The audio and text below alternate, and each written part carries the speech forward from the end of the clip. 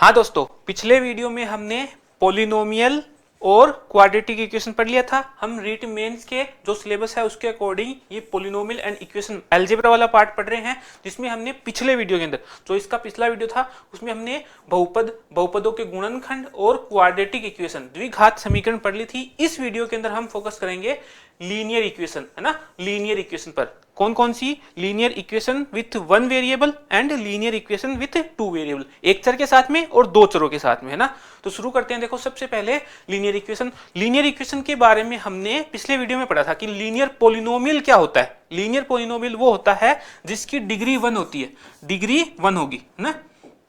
जैसे कि हमने फॉर्मेट देखा था ax प्लस बी, ये देखा था, है ना। लीनियर इक्वेशन की जनरल फॉर्मेट था ये था। तो इसमें डिग्री क्या है? ये 1 है। डिग्री जो वेरिएबल होता है उसकी मैक्सिमम पावर, जितने भी वेरिएबल है उसमें जो मैक्सिमम पावर होती है वो उस पोलिनोमियल या पोलिनोमियल की क्या हो जाती है? डिग्री हो जाती है ना। अगर आपको पूरा डिटेल से देखना है तो पिछला वीडियो जरूर देखना, जो बच्चे नए आए हैं उनके लिए, है ना। तो हमने लीनियर इक्वेशन देखी थी। लीनियर, अब इक्वेशन बनानी है, ये तो पोलिनोमियल हो गया। इक्वेशन बनाने के लिए हमने क्या सीखा था कि इसको हम 0 के बराबर रख देंगे तो ये क्या बन जाएगा? ये इक्वेशन बन जाएगी ax प्लस बी। ये होती है लीनियर इक्वेशन। अब देखो, लीनियर इक्वेशन दो तरीके से हो जाएगी। एक तो linear equation with one variable और एक टू वेरिएबल। जैसे कि ax प्लस बी, ये तो वन वेरिएबल के साथ में है। टू वेरिएबल के साथ में हमने लिखना होगा तो ax plus by plus c बराबर 0, ऐसे लिख सकते हैं। इसमें कौन कौन से वेरिएबल आ गए? एक तो ये वेरिएबल आ गया और एक ये वेरिएबल आ गया, दो वेरिएबल आ गए। अब इनको सोल्व करने के अलग अलग मेथड है ना। अब देखो, इनमें से कुछ कंडीशन है। कंडीशन क्या है कि जो लीनियर इक्वेशन होगी उसके सॉल्यूशन कितने पॉसिबल है। लीनियर इक्वेशन हमने देखो, ये कौन सी है? Linear equation with one variable, linear equation with one variable. अब इनके कितने पॉसिबल सॉल्यूशंस है उनकी बात करते हैं। तो linear equation with one variable, रेखिक समीकरण जो एक वेरिएबल के साथ में आती है उसका सॉल्यूशन भी केवल 1 होता है ना। एग्जांपल से समझते हैं। देखो, यहां पर हमें दिया गया है कि 2x, ये 2x बराबर 10 के है तो x की वैल्यू निकालेंगे तो हमारे पास कितना आ जाएगा? 10/2 मतलब 5 आ गया। अब इस जो इक्वेशन है इसका 5 के अलावा, x की वैल्यू 5 के अलावा कोई और वैल्यू हो सकती है क्या? नहीं, पॉसिबल ही नहीं है ना। इसका मतलब क्या हुआ कि लीनियर इक्वेशन जो एक वेरिएबल के साथ में आती है उसका केवल एक सॉल्यूशन होता है। याद रखोगे, एक वेरिएबल के साथ में आई है तो उसका एक सॉल्यूशन होगा। ऐसे ही यहाँ पे y की वैल्यू रखें हम तो y की वैल्यू कितनी आ जाएगी? 3। अब 3 के अलावा इस इक्वेशन का कोई और सॉल्यूशन पॉसिबल ही नहीं है ना। समझ में आई होगी बात? साधारण सी बात है। अब बात करते हैं linear equation with two variable की। Linear equation with two variable के कितने सॉल्यूशन होते हैं? इनफाइनाइट सॉल्यूशन होते हैं। इनफाइनाइट सॉल्यूशन होते हैं। कैसे होते हैं? अब इसको समझते हैं कि लीनियर इक्वेशन के बारे में हमने बात की थी पिछली बार कि लीनियर जो पोलिनोमियल होता है उसका ग्राफ जो बनता है वो क्या बनता है? एक स्ट्रेट लाइन बनता है, एक सीधी रेखा बनता है ना। सीधी रेखा, आप इसको देखो, है ना। इसको सोल्व कैसे करते हैं हम आगे देखेंगे। अब इसको सोल्व करने के लिए हमें इसकी x और y की वैल्यूज रखनी पड़ेंगी। वैल्यूज कैसे रखेंगे तो वो अभी इसको एक सोल्व करके देखते हैं हम कैसे रखेंगे। हम इसके अंदर 2x बराबर क्या रखा जा सकता है? 13 माइनस 3y रखा जा सकता है, या फिर y के बराबर भी रख सकते हैं हम। 3y बराबर कितना आ जाएगा? 13 माइनस 2x रख सकते हैं, ऐसा भी रख सकते हैं। y की वैल्यू के लिए सोल्व करेंगे, इसको y की वैल्यू निकालेंगे यहाँ से तो ये कितना बन जाएगा? 13 माइनस 2x अपॉन 3 बन गया, ऐसा लिखा जा सकता है। अब इसके अंदर जब जैसे जैसे हम x की वैल्यू रखते जाएंगे हमें y की वैल्यू मिलती जाएगी, है ना। तो x एक्सिस, जो x की वैल्यू होगी हम उसको x एक्सिस पर प्लॉट कर देंगे, है ना। और जो y की वैल्यू होगी उसको हम y एक्सिस पर प्लॉट कर देंगे। तो हमारा एक पॉइंट निकल के आएगा। जो कोऑर्डिनेट्स होंगे इन पर जब हम इसको प्लॉट करेंगे सारे पॉइंट, इनको हम टेबल बना लेते हैं इनके सॉल्यूशंस की, है ना। और उनको जब हम इस पर प्लॉट करेंगे तो हमें क्या मिलने वाला है? हमें मिलेगा एक स्ट्रेट लाइन। यहाँ पे हमने x की वैल्यू रखी और हमें y की वैल्यू मिलती जाएगी। x की वैल्यू रखेंगे और y की वैल्यू मिलती जाएगी। तो हमने x की वैल्यू लेट्स सपोज 1 रख दी। यहाँ पे हमने x की वैल्यू जब 1 रखी है तो y की वैल्यू क्या निकल के आएगी? 13 माइनस 2 डिवाइडेड बाई 3, ये कितना बन जाएगा? 11/3 बन गया। 11/3। जब हमने x की वैल्यू 2 रख दी, लेट्स सपोज हमने x बराबर 2 रख दिया, 2 रख दिया तो 4 घटेगा, 13 माइनस 4 9, 9/3 कितना हो जाएगा? 3 आ जाएगा, है ना। जब हमने 3 रख दिया तो 6 घटेगा, 13 माइनस 6 मतलब 7/3 3 आ गया। जब हमने 3 रखा x तो ये 7/3 आ गया। जब हम माइनस में भी रख सकते हैं इसकी वैल्यू, है ना, माइनस में भी रख सकते हैं, हमारी मर्जी है x की वैल्यू कुछ भी ले, क्योंकि x यहाँ पर हमें -1 भी मिलता है, -2 भी मिलता है, -3 भी मिलता है। इस तरफ प्लस होता है, +1 +2 +3 ये +4, और आगे कितना भी बढ़ा सकते हैं हम इसको। इधर +1 होता है, ये +2 +3 +4, इधर माइनस होता है ना, ये माइनस होता है, इधर -1 -2 -3 -4, और कितना भी बढ़ा सकते हैं। जब हमने इसकी वैल्यू -1 रखी, -1 रखेंगे तो कितना बन जाएगा, -2 15 बन जाएगा, ठीक है, माइनस माइनस प्लस हो जाएगा ना यहाँ पे। जब हमने यहाँ पे माइनस रखा तो ये माइनस माइनस मल्टीप्लाई होके प्लस का 2 बन गया, तो 13 + 2 कितना बन गया, 15, 15/3 कितना बन जाता है, 5, तो ये 5 आ गया। तो इसको जब हम प्लॉट करेंगे, ऐसे ही हम कितने भी पॉइंट ले सकते हैं, कितने भी पॉइंट ले लो, तो जब हम इसको प्लॉट करें, देखो जब हमने x1 रखा तो y की वैल्यू कितनी आई थी, 11/3, 11/3 मतलब कितना हो जाएगा, ये 3 सही 2/3, 3 सही 2/3 मतलब कहीं पर यहीं पर पॉइंट आ जाएगा, 4 से तो कम रहेगा। जब हमने दूसरा पॉइंट लिया, x = 2 लिया तो ये 3 के बराबर आ गया, है ना। जब हमने ये लिया है 3, जब हमने 3 लिया है तो ये 7.3 आ गया, मतलब ये पॉइंट कहीं पर यहां पर आ जाएगा। जब हमने -1 लिया, इधर -1 लिया तो ये कितना चला जाएगा, -5, इधर -5 चला गया, ये यहां पर कोई पॉइंट होगा। तो अब देखो इन सब पॉइंट्स को मिलाते हैं हम, जब इन सब को हम मिलाएंगे तो क्या मिलने वाला है हमें, एक स्ट्रेट लाइन। जब हमने इसको मिला दिया तो ये एक स्ट्रेट लाइन मिल गई, है ना। और आपने जब 6th क्लास में थे, 7th क्लास में थे, तो आपने पढ़ा होगा कि जो लाइन होती है ना, लाइन की प्रॉपर्टी पढ़ी होगी, ये लाइन होती है, सीधी नहीं बनी, ठीक है, ये लाइन होती है दोनों तरफ इनफाइनाइट लेंथ तक पढ़ाई जा सकती है। और जो लाइन बनती है वो कैसे बनती है, लाइन बनती है इनफाइनाइट पॉइंट्स को मिलाकर, इनफाइनाइट पॉइंट्स को मिलाकर एक लाइन बनती है, ठीक है। तो यहां पर जब हमने ये लाइन प्लॉट करी है ना, तो इस पर जितने भी पॉइंट होंगे ना, जैसे कि हम पॉइंट लिखना चाहें तो इसको लिख देते हैं, देखो ये भी एक पॉइंट है, ये भी पॉइंट है, ये भी पॉइंट है, ये भी पॉइंट है, मतलब पॉइंट तो इनफाइनाइटली स्मॉल होता है। ये तो बहुत बड़ा पॉइंट बना दिया, पॉइंट को हम ऐसे नहीं सकते। अब ये पॉइंट है ना, तो इसको हम बोल सकते हैं कि ये भी बहुत बड़ा पॉइंट है, अपने आप में ये सर्कल भी आ सकता है ना। पॉइंट इनफाइनाइटली स्मॉल होता है, इनफाइनाइटली स्मॉल मतलब जिसको हम मेजर नहीं कर सकते, वो उतना छोटा पॉइंट होता है। तो इसको हम जैसे दिखने के लिए हम इसको बना रहे हैं कि ये इतने इतने छोटे छोटे पॉइंट से मिलकर बनी होती है। तो ये जितने भी इस लाइन के ऊपर जितने भी पॉइंट है ना, जितने भी पॉइंट है वो सब इस इक्वेशन के सॉल्यूशंस है ना। समझ में आई होगी बात। तो एक लीनियर इक्वेशन के कितने सॉल्यूशन हो सकते हैं, इनफाइनाइटली मेनी सॉल्यूशन है, मतलब अनंत सॉल्यूशन है उसकी बात हो, ठीक है। ये तो हो गई 2 वेरिएबल के साथ में, और 1 वेरिएबल के साथ में केवल एक सिंगल पॉइंट बनाती है। जब हमने इसको प्लॉट करेंगे हम 2x = 1, तो x बराबर कितना आ जाएगा यहाँ पे 5, तो इसको प्लॉट करेंगे तो ये x = 5, केवल एक पॉइंट, ये सॉल्यूशन होगा इसका। x = 5, ये 4 है, ये 3 है, ये 2 है, ये 1 मान लो कहीं पर, तो ये केवल एक पॉइंट बनाया, एक पॉइंट, एक्स एक्सिस पर एक पॉइंट है। ऐसे y को y = 3 रखेंगे तो ये 1 2 और 3, ये इसका एक 3 सॉल्यूशन, ये सॉल्यूशन केवल एक पॉइंट बनाता है। जब 1 वेरिएबल के साथ आए तो 1 सॉल्यूशन, जब 2 वेरिएबल के साथ आएगा तो अनंत सॉल्यूशन, याद रखोगे, ठीक है। ये हो गई बात। अब इनके सॉल्यूशन के बारे में बात बताई गई। Solution of the linear equation with 1 variable A point होगा, 2 वेरिएबल के साथ में एक स्ट्रेट लाइन बनेगी, और स्ट्रेट लाइन पर अनंत पॉइंट होते हैं, तो वो जितने भी पॉइंट होंगे वो सब के सब उस लाइन के सॉल्यूशन होंगे, ठीक है। अब देखो अनंत क्यों हुए, हमने यहाँ पर जो वैल्यू पुट करी x की, ये सारी की सारी हमने क्या करी है, इंटीजर वैल्यू पुट करी है। इंटीजर के अलावा भी और बहुत सारे नंबर होते हैं, है ना। जैसे कि यहाँ पर 11/3 आया है, तो हम इसको 1.0001 के लिए सोल्व करेंगे तो इसका कोई और सॉल्यूशन आएगा, है ना। जब हमने इसको 1.10002 के लिए सोल्व करेंगे तो दो नंबर होते हैं ना, दो नंबर लाइन पर हम 0 और 1 इतने नंबर के बीच में भी अगर हम नंबर देखें ना, तो भी अनंत सॉल्यूशन, सॉरी अनंत नंबर होते हैं, इनफाइनाइट नंबर होते हैं इन एक नंबर के बीच में भी। नंबर लाइन नंबर जब हम नंबर सिस्टम पढ़ेंगे उसमें ये सारी प्रॉपर्टीज देखेंगे, तो बात समझ में आ गई होगी सारी की सारी। 1 वेरिएबल के साथ में यूनिक सॉल्यूशन हो गया। अब देखो 2 वेरिएबल के साथ में इनफाइनाइट सॉल्यूशन हो गए। ये सारे के सारे आप सोल्व करके देखना, भले आप इसको सोल्व करके देखोगे, आप इसको प्लॉट करोगे तो यहाँ पर क्या बनेगा, यहाँ से जब हम 4y के लिए सोल्व किया हमने, तो ये 10 - 2x बन जाएगा इधर, और y की वैल्यू कितनी आ जाएगी, यहाँ से 10 माइनस 2x बट्टा 4। अब इसमें x की वैल्यू रखते जाओ और y की वैल्यू आती जाएगी, इस टेबल में पुट करोगे, है ना, और एक बार ड्रॉ करके देखोगे, वो स्ट्रेट लाइन बना के देखोगे। आप सभी बनाना इसलिए बोल रहा हूं, तो जब आप बनाओगे ना तो आपके अंदर कॉन्फिडेंस आएगा। और जो एग्जाम होते ना, एग्जाम के अंदर पढ़ाई जितनी इंपॉर्टेंट है उससे कहीं ज्यादा गुना कॉन्फिडेंस इंपॉर्टेंट है। अगर आपका कॉन्फिडेंस अच्छा है, और कॉन्फिडेंस आएगा कैसे? प्रैक्टिस से।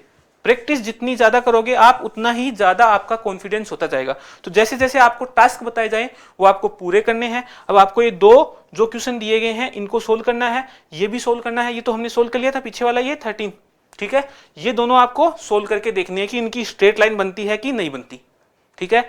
अब चलते हैं हम साइमल्टेनियस इक्वेशन पर। साइमल्टेनियस इक्वेशन क्या होती है ये हमने प्लॉट करके देख लिया। देखो वही बात लिखी हुई है, जब हमने इसको कार्टेशियन सिस्टम पर प्लॉट किया है तो लिखा गया है जब हम दो चरों वाले रेखिक समीकरण का ग्राफ खींचते हैं तो हमें एक सरल रेखा प्राप्त होती है। सरल रेखा प्राप्त हुई थी, ठीक है। रेखा अनेक बिंदुओं से मिलकर बनी होती है, इसलिए सरल रेखा के अपरिमित रूप से अनेक अनंत सॉल्यूशन होते हैं। अनंत सॉल्यूशन हो गए, वही बात लिखी हुई है। अब चलते हैं साइमल्टेनियस इक्वेशन पर। साइमल्टेनियस इक्वेशन क्या होती है? आपको लग रहा होगा मैं थोड़ा फास्ट पढ़ा रहा हूं, क्योंकि ये इतना डिफिकल्ट नहीं है। जो बच्चे पहली बार पढ़ रहे हैं उनके लिए ही हो सकता है कि ये थोड़ा सा डिफिकल्ट लगे। अगर आप पिछले वीडियो देखोगे, है ना, और उसमें जो भी टर्मिनोलॉजी दी गई है उनको देख के आप करोगे तो ये बहुत आसान लगेगा आपको। बहुत ही साधारण चीजें हैं ये, जो बच्चे मैथ बैकग्राउंड से हैं उनके लिए बहुत साधारण चीजें हैं ये।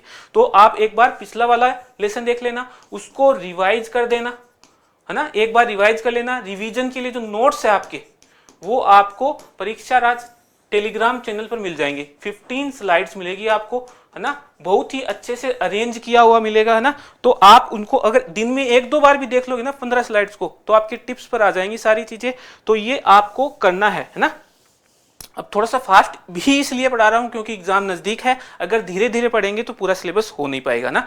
तो आपको अगर 2 घंटे के अंदर पूरा टॉपिक मिल रहा है तो इससे फास्ट और रिवीजन हो नहीं सकता, ठीक है। तो ध्यान रखोगे। अब बात करते हैं, दोबारा टॉपिक पे चलते हैं, साइमल्टेनियस इक्वेशन। साइमल्टेनियस इक्वेशन क्या होती है कि हमारे पास अगर दो अलग अलग इक्वेशन है, दो लीनियर इक्वेशन है, तो उनको एक साथ में सोल्व करके एक सॉल्यूशन प्राप्त करना, वो साइमल्टेनियस इक्वेशन कहलाती है ना। देखिए यहाँ पे लिखा है 2 linear equation in 2 variable are called simultaneous equation. और उनको सोल्व करने के लिए हमें क्या मिलेगा?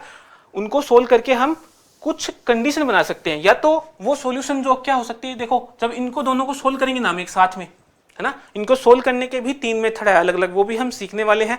जब हम इनको सोल्व करेंगे तो हमारे पास 3 कंडीशन बन सकती है। या तो वो क्या कर सकती हैं, एक दूसरे को काट दे वो लाइन। दोनों लीनियर इक्वेशन है तो दोनों क्या बनेगी, दोनों की जब इनको प्लॉट करेंगे तो ये क्या बनेगा, एक स्ट्रेट लाइन बनाएगी दोनों की दोनों। तो ये जो दोनों लाइनें हैं वो एक दूसरे को काट सकती हैं ना। और क्या हो सकता है कि वो एक दूसरे को कभी ना काटे, मतलब एक दूसरे के पैरेलल हो जाए। पैरेलल होगी तभी नहीं काट पाएगी।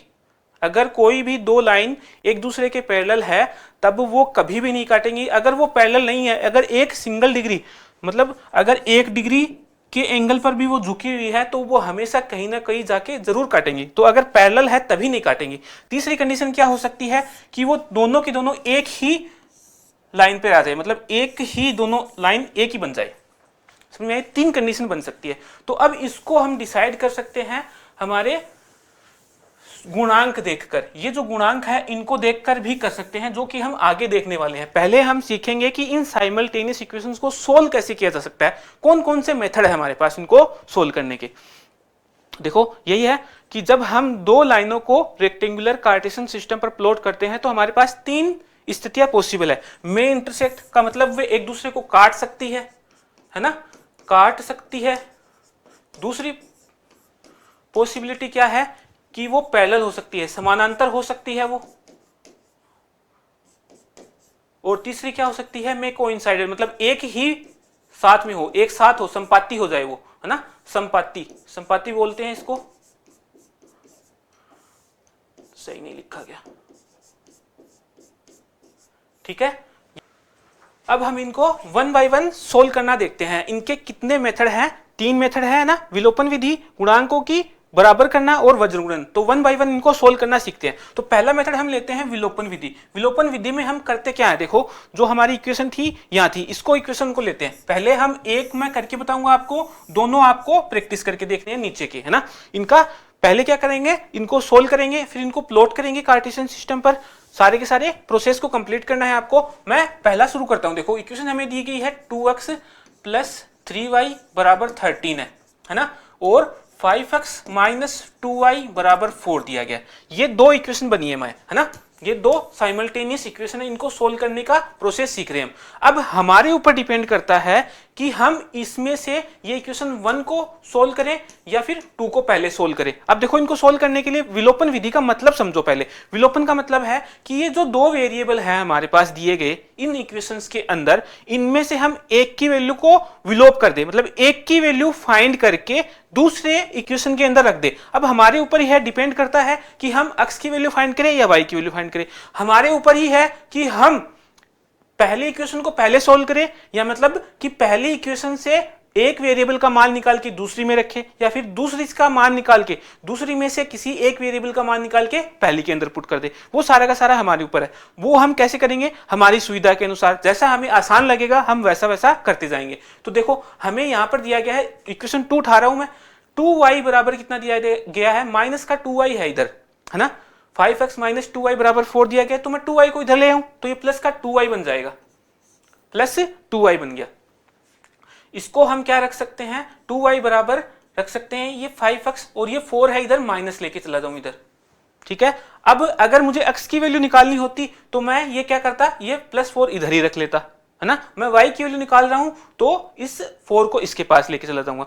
y की वैल्यू निकालूंगा मैं यहां से, y बराबर कितना बन जाएगा, 5x माइनस 4 बट्टा 2 बन गया, ठीक है। अब देखो y की वैल्यू को हम ये की है, y की वैल्यू उठा के यहां पर रख सकते हैं। इससे हमें क्या मिलेगा कि 3 से मल्टीप्लाई करना पड़ेगा इस इक्वेशन को। इससे अच्छा है कि हम 3 को भी यहीं से मल्टीप्लाई कर दे। ये जो इक्वेशन है इसके अंदर ही 3 को मल्टीप्लाई कर दे, तो ये कितना बन जाएगा, ये 15x माइनस 12 डिवाइडेड बाई 2 बन सकता है ना। अब 3y की वैल्यू हम आगे रख सकते हैं। इस इक्वेशन 1 के अंदर ये 3y की वैल्यू पुट कर दो। ध्यान से समझना, हम पुट कर रहे हैं इक्वेशन 1 के अंदर, तो 2x दिया गया है हमें, 2x रखा हमने, और 3y की वैल्यू ये रख दी, 15x माइनस 12 डिवाइडेड बाई 2 बराबर कितना है, ये 13 बराबर है, ये 13 के बराबर हो जाएगा। 3y की वैल्यू हमने रख दी, ये 2 इससे मल्टीप्लाई होगा तो ये बनाएगा 4x प्लस ये 15x माइनस 12 डिवाइडेड बाई 2 है तो ये 13 से आके मल्टीप्लाई हो जाएगा, तो ये कितना बना लेगा, 13 गुणा 2 26, 26 बना लेगा, 26 बन गया ये इधर। ये जो 12 माइनस का है इसके पास आ जाएगा तो इसमें ऐड हो जाएगा, तो ये 38 बन गया इधर, और इधर कितना हो जाएगा, 15 और 4 19x, 19x। x की वैल्यू कितनी आ जाएगी, 38 डिवाइडेड बाई 19 मतलब 2 आ गया, x की वैल्यू 2 आ गई। अब ये जो x की वैल्यू आई है किसी भी इक्वेशन के अंदर कहीं भी रख दो। यहाँ पर ये जो x की वैल्यू है हमारे पास, हम यहाँ पर रख सकते हैं, हम यहाँ पर रख सकते हैं, हम यहाँ पर रख सकते हैं, हमारी मर्जी हम यहाँ पर रख देंगे, है ना। कहीं पर भी किसी भी एक इक्वेशन के अंदर रख दो, y की वैल्यू आ जाएगी। तो हमने जो x की वैल्यू 2 आई है यहाँ पर रख देते हैं पहली के अंदर, तो ये कितना बन जाएगा, 4 प्लस 3y बराबर 13 है ना। ये -4 इधर हो जाएगा इधर, तो 3y के बराबर कितना बन गया, ये 9 बन गया, है ना। तो y की वैल्यू निकालेंगे हम, तो y कितना आ जाएगा, 3 आ जाएगा। x की वैल्यू कितनी आ गई हमारे पास, 2, और y की वैल्यू आ गई 3। तो ये तो हो गया हमारा एलिमिनेशन मेथड, ये हो गया हमारा एलिमिनेशन मेथड। अब इसके अंदर हम कैसे कर सकते हैं, दूसरा हम सीखते हैं गुणांकों को बराबर करने वाला मेथड, है ना। दूसरे मेथड पे फोकस कर रहे हैं हम, गुणांकों को बराबर कैसे करके इनको सोल्व करते हैं। इक्वेशन तो मिटा दी, इक्वेशन रख लेते हैं। दूसरे मेथड में जा रहे हैं हम अब।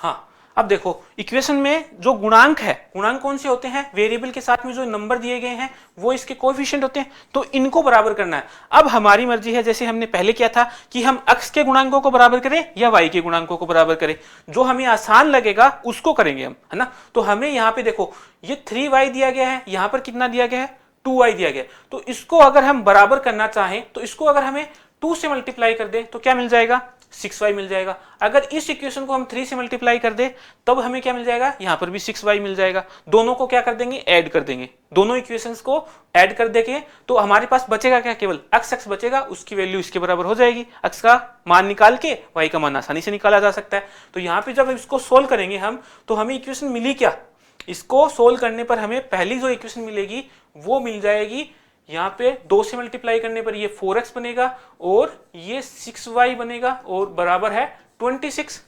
नीचे से मिलेगा हमारे पास 15x, ये बनेगा -6y 3 से मल्टीप्लाई करने पर और बराबर हो जाएगा 12 के। दोनों को ऐड कर देंगे, है ना, ऐड करने पर ये दोनों कट जाएंगे ना। अगर ये दोनों प्लस होते तो हम माइनस करते, है ना। दोनों को ऐड कर दिया तो ये 19x बच गया और इधर कितना आ जाएगा 38। x की वैल्यू कितनी आ गई, 2 आ गई। जो हमने पिछले में सोल्व किया था वही आई x की वैल्यू। x की वैल्यू इसके अंदर रख दो, इसके अंदर रख दो। पिछले में हमने इक्वेशन 1 से निकाला था, इस बार इससे निकाल लेते हैं।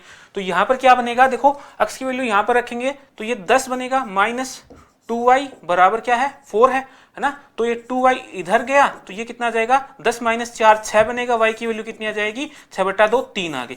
y की वैल्यू कितनी आ जाएगी 3 आ गई। तो वही वैल्यूज आ गई हमारे पास अगेन, है ना। तो ये हो गया हमारा गुणांकों को बराबर करने का मेथड। अब ये दोनों मेथड इंपॉर्टेंट है ना, दोनों मेथड आपको आने चाहिए। किसी सवाल के अंदर ये मेथड ज्यादा इफिशिएंट होगा, किसी सवाल के अंदर वो वाला मेथड ज्यादा इफिशिएंट होगा। और तीसरा मेथड से हम किसी भी इक्वेशन को सोल्व कर सकते हैं, वो है हमारा method cross multiplication method. Cross multiplication method में हम कैसे सोल्व करते हैं इक्वेशंस को वो सीखते हैं अब।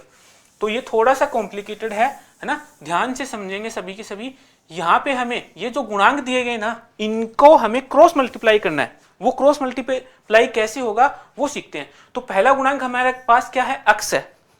ध्यान से समझेंगे, x के नीचे वैल्यू रखनी है हमें। अब x की वैल्यू निकालने के लिए हमें, मतलब x के नीचे जो वैल्यू आएगी वो कैसे आएगी, तो x वाला गुणांक ये छोड़ दिया हमने, x के साथ में जो गुणांक है वो छोड़ दिए, बाकी बचे हुए को मल्टीप्लाई कर लेंगे। पहले हमें ये देखना होगा कि ये वाला जो पार्ट है ना, ये सिंगल इक्वेशन में आ जाए, ये -13 बन जाए और ये -4, ये बराबर 0, इस फॉर्मेट में लेके आना पड़ेगा।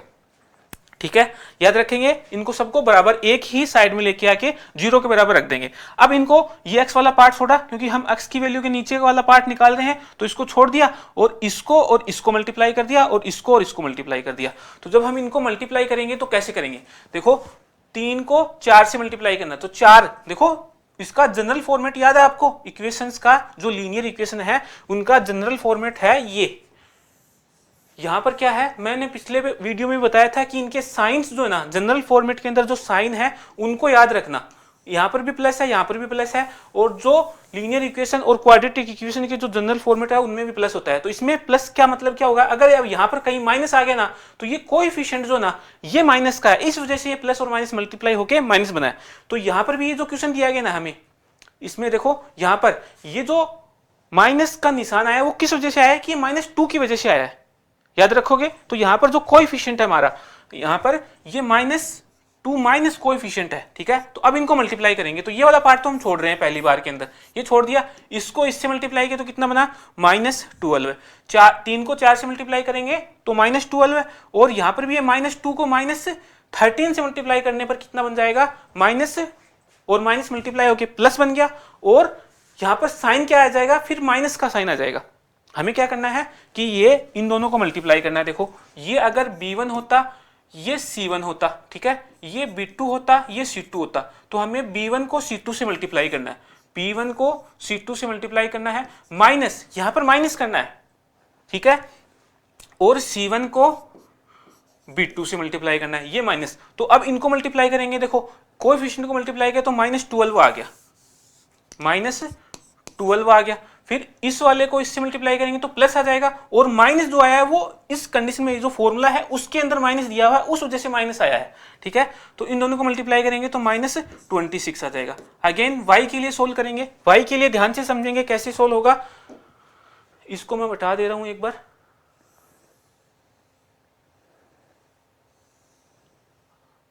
है ना, y के लिए कैसे सोल्व करेंगे देखेंगे। अब देखो y के लिए सोल्व करना है तो y वाला कोएफिशिएंट छोड़ दिया हमने। अब ये x और ये दोनों कोएफिशिएंट मल्टीप्लाई होंगे। अब मल्टीप्लाई कैसे होंगे कि हमें इनको ऐसा इमेजिन करना है कि ये वाला जो कोएफिशिएंट्स है ये इसके आगे लिखे हुए हैं, है ना, इसके आगे लिखे हुए हैं। तो ये हम ऐसा इमेजिन कर ले एक बार कि ये 13 और ये जो 2x है प्लस 2x और ये प्लस 5x इधर आगे लिखे हुए हैं, है ना। इससे फायदा क्या होगा कि हमारा कंफ्यूजन हमेशा के लिए खत्म हो जाएगा कि फॉर्मूला याद ही नहीं करना पड़ेगा हमें सेम ही फॉर्मेट के अंदर चलना है कि जो हमें जिसकी कोएफिशिएंट की वैल्यू फाइंड करनी है उसके जो बाकी बचे हुए जो पार्ट हैं वो दोनों एक ही साइड में आने चाहिए उसकी, या तो इस साइड में आ जाए या फिर इस साइड में आ जाए। बीच में है तो बीच में आए तो दूसरा को उठा के हम आगे लेके आ जाएंगे, ठीक है, याद रखोगे। ये कितना हो जाएगा, फिर 13 को 5 से मल्टीप्लाई करेंगे, प्लस 5 है तो कितना हो जाएगा -65, माइनस 13 को 5 से मल्टीप्लाई किया -65 और ये -4 को हमने इससे मल्टीप्लाई करेंगे तो -8 आएगा। यहां पर एक माइनस था तो माइनस माइनस मल्टीप्लाई होके प्लस हो जाएगा, तो ये कितना हो जाएगा +8 हो गया। तीसरा जो कोएफिशिएंट हमारा c, इसका मतलब ये 1 है ना, यहां पर 1 के बराबर कितना हो जाएगा, ये देखो अब ये जो 2x था ये अब वापस, अब हमने जो इसकी मूल इक्वेशन थी कि 13 और ये 4 इसके आगे ही है ये ना, एक ही साइड में है ये, तो हम वापस से इसको मल्टीप्लाई करेंगे, इसको मल्टीप्लाई करेंगे ना, दोनों का डिफरेंस निकाल लेंगे। तो ये कितना बन गया, ये बनेगा -2 मल्टीप्लाई होगी -4 बन गया, और ये 3 और 5 मल्टीप्लाई होगा कितना बन जाएगा 15, है ना, -15 बन जाएगा, -15।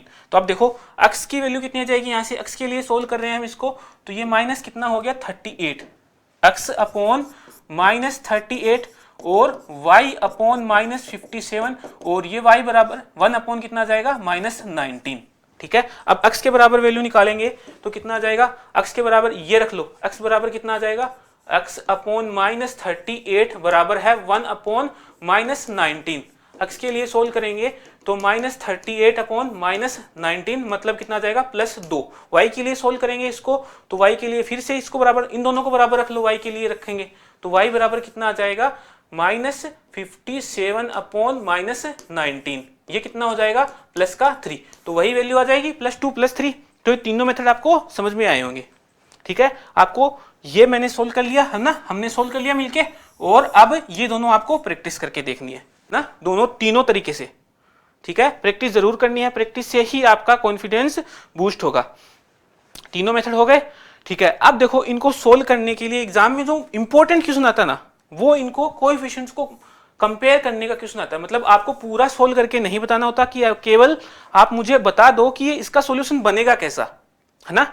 तो देखो हमने बात करी थी इनके सॉल्यूशंस के लिए कि जब हम किसी भी लीनियर इक्वेशन को प्लॉट करते हैं तो हमारे पास 3 केस बन सकते हैं। 3 केस कौन से बन सकते हैं कि वो दोनों लीनियर इक्वेशन एक दूसरे को काट ले, मतलब एक पॉइंट उनका सॉल्यूशन हो जाए। जब लीनियर इक्वेशंस को हम सोल्व करते हैं साइमल्टेनियस इक्वेशन को, तो एक पॉइंट उनका सॉल्यूशन होता है, वो कौन सा होगा, वो उन दोनों का इंटरसेक्टिंग पॉइंट होगा। दूसरा केस क्या बन सकता है कि वो एक दूसरे के पैरेलल आ जाए, एक दूसरे के पैरेलल आ जाए, इस तरीके से पैरेलल हो जाए।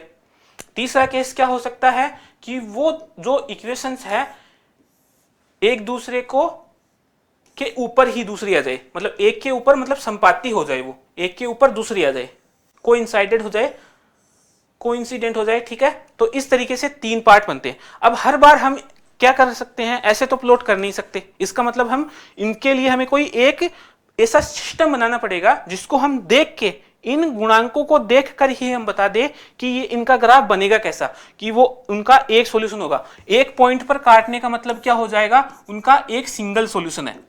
एक पॉइंट पर काटने का मतलब सिंगल सॉल्यूशन, एक अद्वितीय हल है इसका, है ना। दोनों पैरेलल हो गए, दोनों पैरेलल हो गए मतलब ये कभी भी सॉल्यूशन नहीं होंगे। इन जो दो लाइन जो अगर एक दूसरे के पैरेलल है तो वो कभी भी हल नहीं होंगे, मतलब कोई हल नहीं होगा इनका, नो सॉल्यूशन, कोई हल नहीं होगा, नो सॉल्यूशन। और अगर एक दूसरे के ऊपर ही आ गई वो, तो मतलब जितने इसके सॉल्यूशन है उतने ही दूसरे के सॉल्यूशन है, तो इसका क्या हो जाएगा, ये अनंत हल हो जाएंगे, अनंत हल हो जाएंगे इसके, इनफाइनाइट सॉल्यूशन। बात समझ में आई। तो अब ये पता कैसे लगाएं, हर बार तो हमें ड्रॉ नहीं करना, तो इसके लिए हमें कंडीशन दी गई है कि जब हमारे पास ये जो गुणांक दिए गए ना, इनको देखो समझो ध्यान से, ये जो दो इक्वेशन मान लेते हैं हम, हमारे a1x plus b1y plus C1 बराबर 0। ये इक्वेशन 1 हो गई हमारी। दूसरी इक्वेशन मानते हैं हम A2x plus B2y plus C1 बराबर 0। ये दूसरी इक्वेशन हो गई।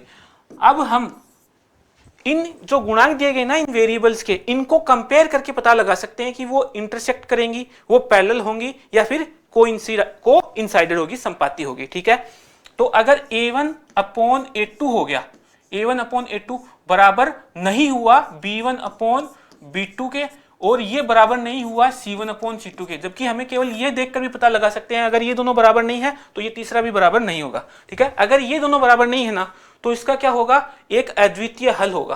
अद्वितीय हल मतलब क्या हुआ, अद्वितीय हल होने का मतलब यूनिक सॉल्यूशन, मतलब वो एक दूसरे को काटेंगी, है ना, एक पॉइंट पर काटेगी, एक पॉइंट पर काटेगी।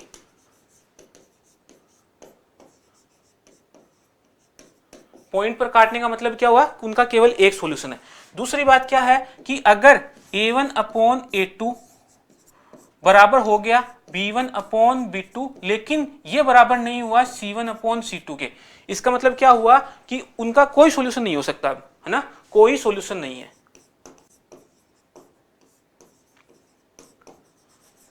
कोई सॉल्यूशन नहीं, हाँ मतलब क्या हो गई, वो दोनों पैरेलल हो गई,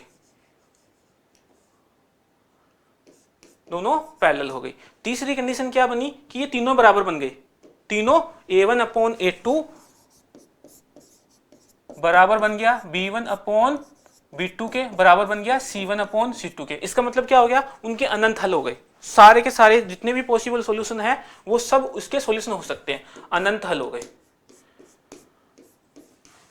अनंत हल होने का मतलब क्या हो जाएगा, वो कोइंसिडेंट हो गई, एक दूसरे के ऊपर ही आ गई, वो संपाती हो गई। वो बात समझ में आएगी। अब इनको गुणांकों का, ये सबसे इंपॉर्टेंट है, सबसे ज्यादा कंफ्यूजिंग है, बच्चों का इनमें कंफ्यूजन रहता है कि कौन सी कंडीशन में क्या बनता है ना, कि जब तीनों बराबर ही नहीं हुए, जब कोई भी गुणांक बराबर नहीं है तो अद्वितीय हल होगा, एक पॉइंट पर काटेगी। जब उनमें से ये A1 upon A2 upon B1 upon में B2 बराबर हो जाए लेकिन ये तीसरा बराबर नहीं होगा तो इसका मतलब उनका कोई सॉल्यूशन नहीं होगा, वो पैरेलल होंगी। तीसरा, अगर तीनों के तीनों बराबर हो गए, सब बराबर हो गए तो सारे सारे उनके सॉल्यूशन बन जाएंगे, अनंत सॉल्यूशन हो जाएंगे उनके, है ना। यही दिया गया हमें, A1 अपॉन A2 बराबर है B1 upon B2 not equal to C1 upon C2, तो पैरेलल, नो सॉल्यूशन।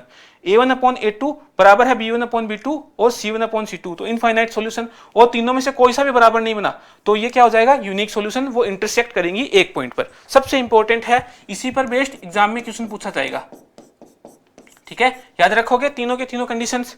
अब देखो इनको सोल्व करने के तीनों तरीके दिए गए हैं, हमने ये वाला सोल्व कर लिया है, ये दो आपको करके देखने हैं तीनों तरीकों से, ये आपका होमवर्क हो गया। अब हम प्रैक्टिस करते हैं। देखो लीनियर इक्वेशन के प्रैक्टिकल एग्जांपल्स जो एग्जाम में हमें मिलते हैं वो किस तरीके से है। तो ये इस तरीके के जो क्वेश्चन है ना, इनको सोल्व करने के लिए हमें साइमल्टेनियस इक्वेशन बनानी पड़ती है, मतलब दो इक्वेशन बनानी पड़ती है, दो कंडीशन दी हुई होती है हमें और उनको सोल्व करके हम इनको सोल्व करते हैं ना, इनके सोल्यूशन निकालते हैं। तो ध्यान से समझेंगे कि कैसे सोल्व किए जाते हैं। एग्जाम में इसी तरीके के क्वेश्चन मिलेंगे डायरेक्ट, या तो ये क्वेश्चन मिल जाएगा, यह क्वेश्चन मिल जाएगा, या फिर इस तरीके का क्वेश्चन मिलेगा।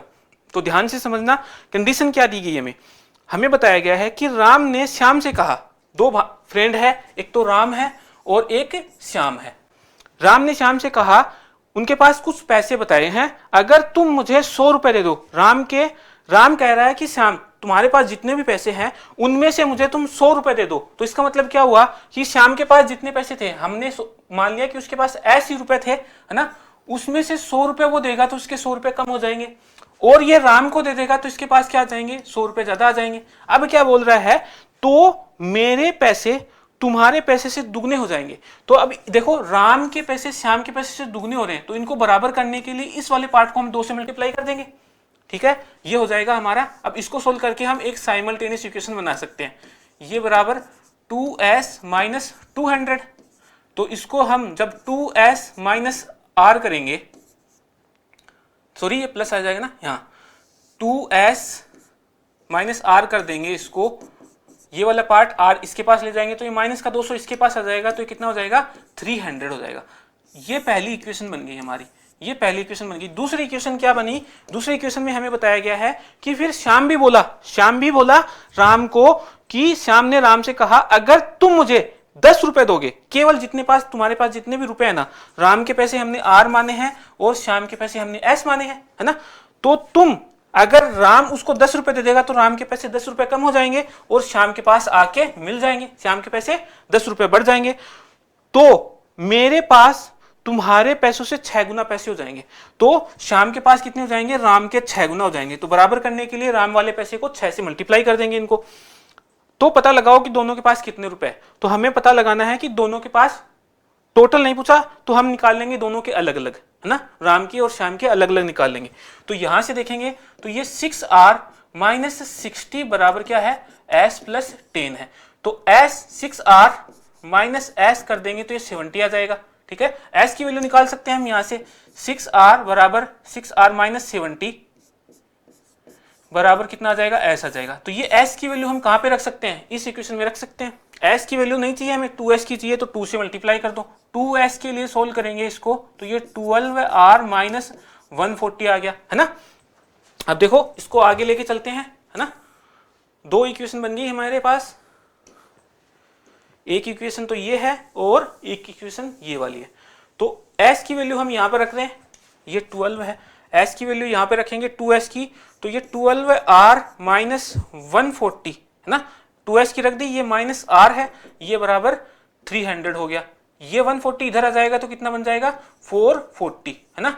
ये बराबर कितना है, 11R की। R के लिए सोल्व करेंगे तो कितना आ जाएगा, 11 से डिवाइड करेंगे तो R की वैल्यू 40 आ गई। अब ये R की वैल्यू कहीं पर भी रख दो, यहां पर रख दो, यहां पर रख दो, S की वैल्यू आ जाएगी। हम कितना रख देते हैं, S की बराबर, R की वैल्यू यहां पर रख रहे हैं हम ना, तो ये S के बराबर ही रख देते हैं। S के बराबर कितना था, 6R माइनस 70 था।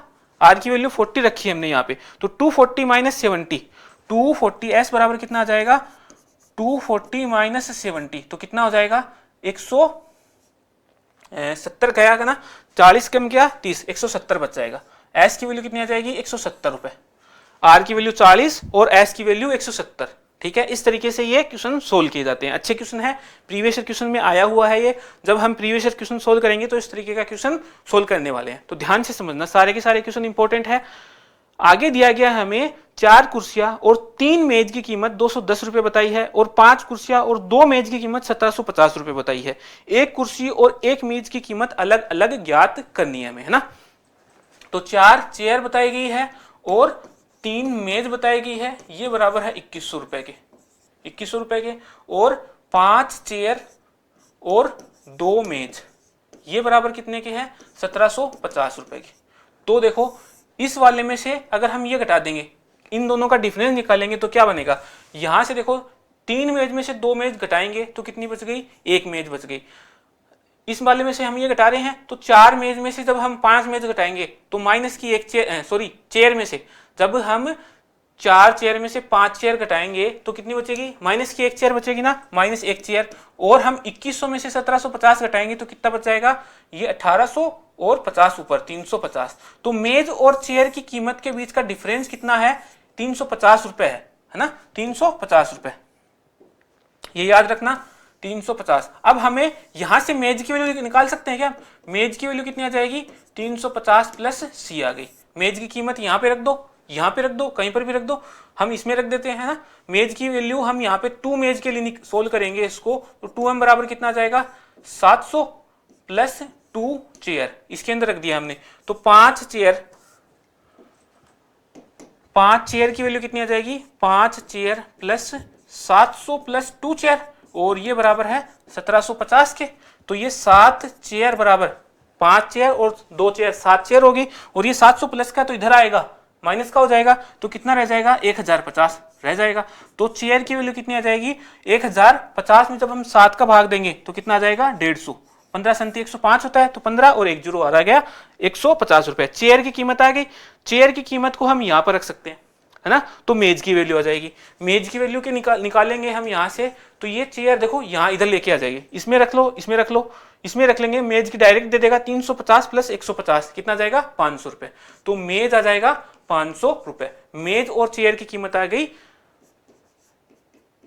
ये कीमत आ गई, मेज तो है 500 रुपए की, चेयर है 150 रुपए की। अब इनको सोल्व करने के अलग अलग तरीके हैं। जैसे जैसे हमने यहाँ पर क्या निकाला है, ये एलिमिनेशन मेथड काम में लिया है, हम इसको इक्वेशन कोएफिशिएंट को इक्वल करके भी काम में ले सकते हैं। देखो यहाँ से कैसे करेंगे, जब हम इसको 2 से मल्टीप्लाई कर देंगे, इसको 3 से मल्टीप्लाई कर देंगे तो ये 6 हो जाएंगी, इसमें से ये घटा देंगे, है ना, तो बराबर हो जाएगा। फिर बाकी बचा हुआ पार्ट हम चेयर के लिए सोल्व करके आसानी से इनको सोल्व कर सकते हैं ना दूसरे मेथड से। नेक्स्ट हमें दिया गया है, यदि एक बड़ी संख्या के 3 गुने को एक छोटी संख्या से भाग दिया जाता है तो भागफल 4 और शेषफल 3 आता है, और जब छोटी संख्या के 7 गुने को बड़ी संख्या से भाग दिया जाता है तो भागफल 5 और शेषफल 1 आता है। तो दोनों संख्याएं ज्ञात करना है हमें, ना। तो जब हमने पिछला वीडियो सीखा था तो उसमें हमने डिवीजन का एक एल्गोरिदम सीखा था, है ना। ध्यान से समझना, वो क्या था कि जब हम यहाँ पर क्या लिखा जाता है, यहाँ पर तो आता है भाज्य, यहाँ पर भाजक, यहाँ पर भागफल और यहाँ पर शेषफल। तो यहाँ पर 2 संख्याएं बताई गई है, x और y। 2 x को बड़ा मान लेते हैं, x हमने बड़ा माना तो छोटा y मान लिया। अब बताया क्या है कि बड़ी संख्या के 3 गुने को, तो बड़ी संख्या का 3 गुना ये हो जाएगा 3 से मल्टीप्लाई करने पर, छोटी संख्या से भाग दिया तो भागफल तो 4 आ गया और शेषफल 3 आता है ना। तो अब हम 3x के बराबर कुछ रख सकते हैं क्या, 3x बराबर हमारा बनेगा इन दोनों का मल्टीप्लीकेशन प्लस ये, है ना। तो ये बन गया हमारे पास 3x बराबर 4y प्लस 3, है ना। y की वैल्यू निकाल सकते हैं, यहाँ से y की वैल्यू निकालेंगे तो कितना बन जाएगा 3x माइनस 3 बराबर 4y। दूसरा एल्गोरिदम क्या बताया है कि हमें बताया गया है कि जब छोटी संख्या के 7 गुना, छोटी संख्या थी y तो इसका 7 गुना 7y हो गया, तो इसको भाग देंगे हम बड़ी संख्या से तो भागफल तो आता है 5 और शेषफल आ जाता है 1, तो ये 1 आ गया। तो 7y के बराबर भी हम कुछ रख सकते हैं क्या, 7y के बराबर हम रख सकते हैं sir 5x plus 1, 5x plus 1 रख सकते हैं, इन दोनों का मल्टीप्लीकेशन प्लस ये, ठीक है। अब हमें यहाँ पर 4y है, यहाँ पर 7y है, तो या तो इन दोनों को बराबर कर लो मल्टीप्लाई करके, यहाँ पर 1 की वैल्यू निकाल के दूसरे के अंदर रख दो। तो यहाँ से जब हम 4y दिया गया है तो y की वैल्यू निकालेंगे तो ये 4 डिवीजन में आ जाएगा। हमें 7 के लिए सोल्व करना है तो इसको 7 से मल्टीप्लाई कर देंगे। ये 7y की वैल्यू किसके बराबर है, 5x प्लस 1 के। 5x प्लस 1 बराबर है इस वाले पार्ट के, तो 7 या 21 x हो जाएगा, यहाँ से माइनस 21/4 आ जाएगा। ये 4 नीचे का इससे मल्टीप्लाई होगा, यहाँ मल्टीप्लाई होगा 4 आके, तो ये बनेगा 20x प्लस 4 बराबर 21x माइनस 21। इसको सोल्व करेंगे तो 21x, ये 20x है तो इधर लेके आएंगे इसको, तो 1x बच गया, ये 21 और ये 4 मिलके कितना हो जाएगा 25। x की वैल्यू आ गई हमारे पास, एक संख्या तो आ गई बड़ी संख्या, और दूसरी संख्या निकाल लेंगे। अब दूसरी संख्या इसके अंदर रख लो या फिर इसके अंदर रख लो, इसके अंदर रखेंगे तो कितना बनेगा 25 पंजो 125 और 100 कितना बन जाएगा 26, 126/7 निकालेंगे तो कितना आ जाएगा 7 एकम 7, 7 8 56, 18 संति 126 होता है। तो पहली संख्या आ गई हमारे पास 25 और दूसरी संख्या आ गई 18। ये हमारा आंसर है, दोनों संख्याएं, ठीक है। नेक्स्ट, एक 2 अंकों की संख्या अपने अंकों के योग का 4 गुना और अपने अंकों के गुणनफल का 2 गुना है, वह संख्या ज्ञात कीजिए। तो 2 अंकों की संख्या जो होती है उसका जनरल फॉर्मेट क्या होता है, 10x प्लस y होता है ना। जैसे 2 अंकों की संख्या हमारे पास 15 है, तो 15 को हम कैसे लिखते हैं 10 प्लस 5 लिखते हैं। तो ये जो 10th प्लेस पर है ना, ये जो 1 है ये 10th प्लेस पर है, जो 5 है ये यूनिट प्लेस पर है ना। तो जो 10th प्लेस पर होता है वो 10 से मल्टीप्लाई होता है, जो यूनिट प्लेस पे होता है वो 1 से मल्टीप्लाई होता है। जैसे कि हमारे पास 25 आ गया, 25 को हम कैसे लिख सकते हैं 20 प्लस 5, तो ये 2 गुना 10 प्लस 5, 2 कहां पर था 10th प्लेस पर, तो ये किससे मल्टीप्लाई है 10 से मल्टीप्लाई। अगर 3 अंकों की संख्या होती है, लेट सपोज हमारे पास 325 होता, तो हम कैसे लिखते हैं 300, जो 3 जो है कहां पर है 100 प्लेस पर है, तो ये 100 से मल्टीप्लाई है। 3 इंटू 100 ये 10th प्लेस पर है, तो ये 2 गुना 10, और ये यूनिट प्लेस पर है तो ये 5 गुना 1, तो जिस प्लेस पर होगा उतने से मल्टीप्लाई होगा। 1 प्लेस पर है तो 1 से मल्टीप्लाई, 10th प्लेस पर है तो ये 10 से मल्टीप्लाई, 100 प्लेस पर तो 100 से, 1000 प्लेस पर होता तो 1000 से मल्टीप्लाई। तो इस तरीके से संख्या होती है, ठीक है। तो इनका जनरल फॉर्मेट क्या बन गया, 2 अंकों की संख्या का 10x प्लस y, x कौन सा हो गया ये x और y, इस तरीके से संख्या बनेगी। 25 है तो इसमें x की वैल्यू कितनी बन गई 2 और y की वैल्यू 5 बन गई। तो अब देखो यहाँ पे ये दाई के स्थान पर है और ये इकाई के स्थान पर है। अब ये हमें बताया गया है कि अंकों का योग करेंगे, x प्लस y का 4 गुना है, ठीक है। तो यहां से सोल्व करेंगे तो 10x प्लस y बराबर कितना हो जाएगा 4x प्लस 4y। ये 4x इधर आ जाएगा तो ये 6x रह जाएगा, यहां से y इधर जाएगा तो ये 3y रह जाएगा, 3 से काटेंगे ये 2 रह जाएगा। 2x बराबर हम क्या रख सकते हैं y रख सकते हैं, 2x बराबर y रख सकते हैं। अब हमें बताया गया और अपने अंकों के गुणनफल का 2 गुना है। अंकों का गुणनफल दोनों संख्या क्या मानी थी हमने, एक्स वाई मानी थी, तो उन दोनों का गुणनफल क्या हो जाएगा, एक्स इंटू वाई, और इसका 2 गुना कौन है, ये संख्या है 10x प्लस वाई। वाई की जगह हम क्या रख सकते हैं, 2x रख सकते हैं ना, वाई की जगह हमने प्लस 2x रख दिया, ठीक है, प्लस 2x रख दिया, तो ये कितना बन गया, ये 12x बराबर बन गया 2 into x into y. x से x कट गया, यहां से ये कटेगा 6, तो y की वैल्यू कितनी आ जाएगी, 6 आ जाएगी। तो x की वैल्यू कितनी आ जाएगी, y बराबर 6 है, तो यहां पर रख दो, 2x बराबर 6 आ जाएगा, x बराबर कितना आ जाएगा, 3 आ जाएगा। तो वो संख्या कितनी हो जाएगी, 36, क्योंकि x हमने क्या माना था, ये टेंस प्लेस पर माना था हमने x, तो x की वैल्यू कितनी आई है, यहां से 3 आई है, y की वैल्यू 6 आई है, तो वो संख्या कितनी हो जाएगी, 36 हो जाएगी। ठीक है, समझ में आएगी बात। अच्छे क्वेश्चन है, सारे के सारे बेहतरीन क्वेश्चन थे, इसी तरीके के क्वेश्चन एग्जाम में आते हैं। अब हम चलते हैं प्रीवियस ईयर क्वेश्चन पर, शुरू करते हैं। देखो पहला क्वेश्चन हमें दिया गया, के किस मान के लिए निम्नलिखित समीकरण का निकाय का अद्वितीय हल होगा। इसका हमें एक अद्वितीय यूनिक सॉल्यूशन चाहिए, है ना।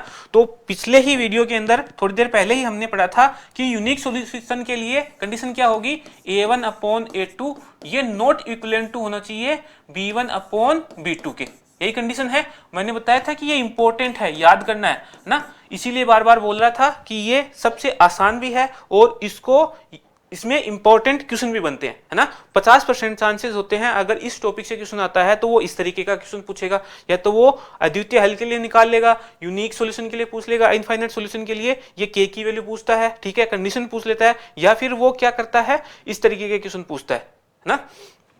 बाकी फैक्टराइजेशन के क्वेश्चन भी हम देखेंगे। देखो यहाँ पे हमें के के लिए सोल्व करना है, तो ये हमारा a1 है और ये है a2, ये a1 बनेगा तो ये a2 बनेगा ना, तो a1 की वैल्यू 2 और ये नीचे आ जाएगा k, ये नॉट इक्विवेलेंट टू होना चाहिए b1 अपॉन b2 तक, तो ये और ये 3/6, इसको सोल्व करेंगे तो 1/2 बन जाएगा, ये दोनों मल्टीप्लाई होगा, k 1 से मल्टीप्लाई होगा, k रह जाएगा, नॉट इक्विवेलेंट टू होना चाहिए 4k, k not equivalent to 4 option B के अंदर दिया गया है। देखो रीड 2022 में, तो चांसेस है कि इसी तरीके के क्वेश्चन वो इस बार भी पूछेगा, है ना, सीखना है।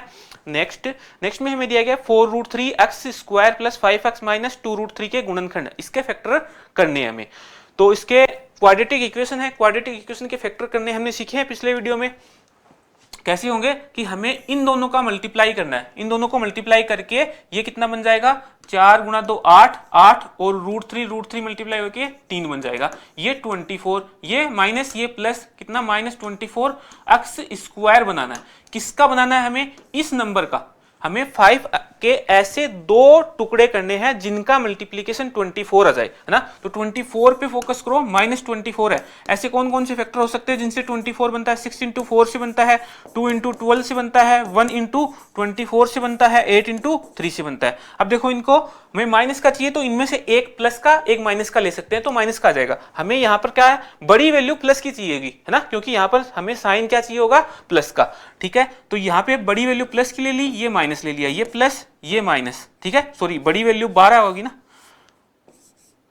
ये वाला प्लस का ले लेंगे, ये माइनस का ले लेंगे, यहाँ पे ये प्लस का ये माइनस का, ये माइनस प्लस का और ये माइनस का। अब हमें क्या लेके आना है, 5 लेके आना है, तो इन दोनों को ऐड करने पर क्या बनता है, ये तो 2 बनता है प्लस, यहाँ पर इन दोनों को ऐड करेंगे तो ये +10 बन जाएगा, इन दोनों को ऐड करेंगे तो ये +23 बन जाएगा, इन दोनों को ऐड करेंगे तो ये कितना बन जाएगा, प्लस का 5 बन जाएगा। हमें ये चाहिए, मतलब हमारे जो फैक्टर बनेंगे वो कौन से बनेंगे, 8 इंटू 3, है ना, 8 इंटू 3। तो अब इसको फैक्टराइजेशन तो हो गया, अब इसको सोल्व कर देते हैं बस।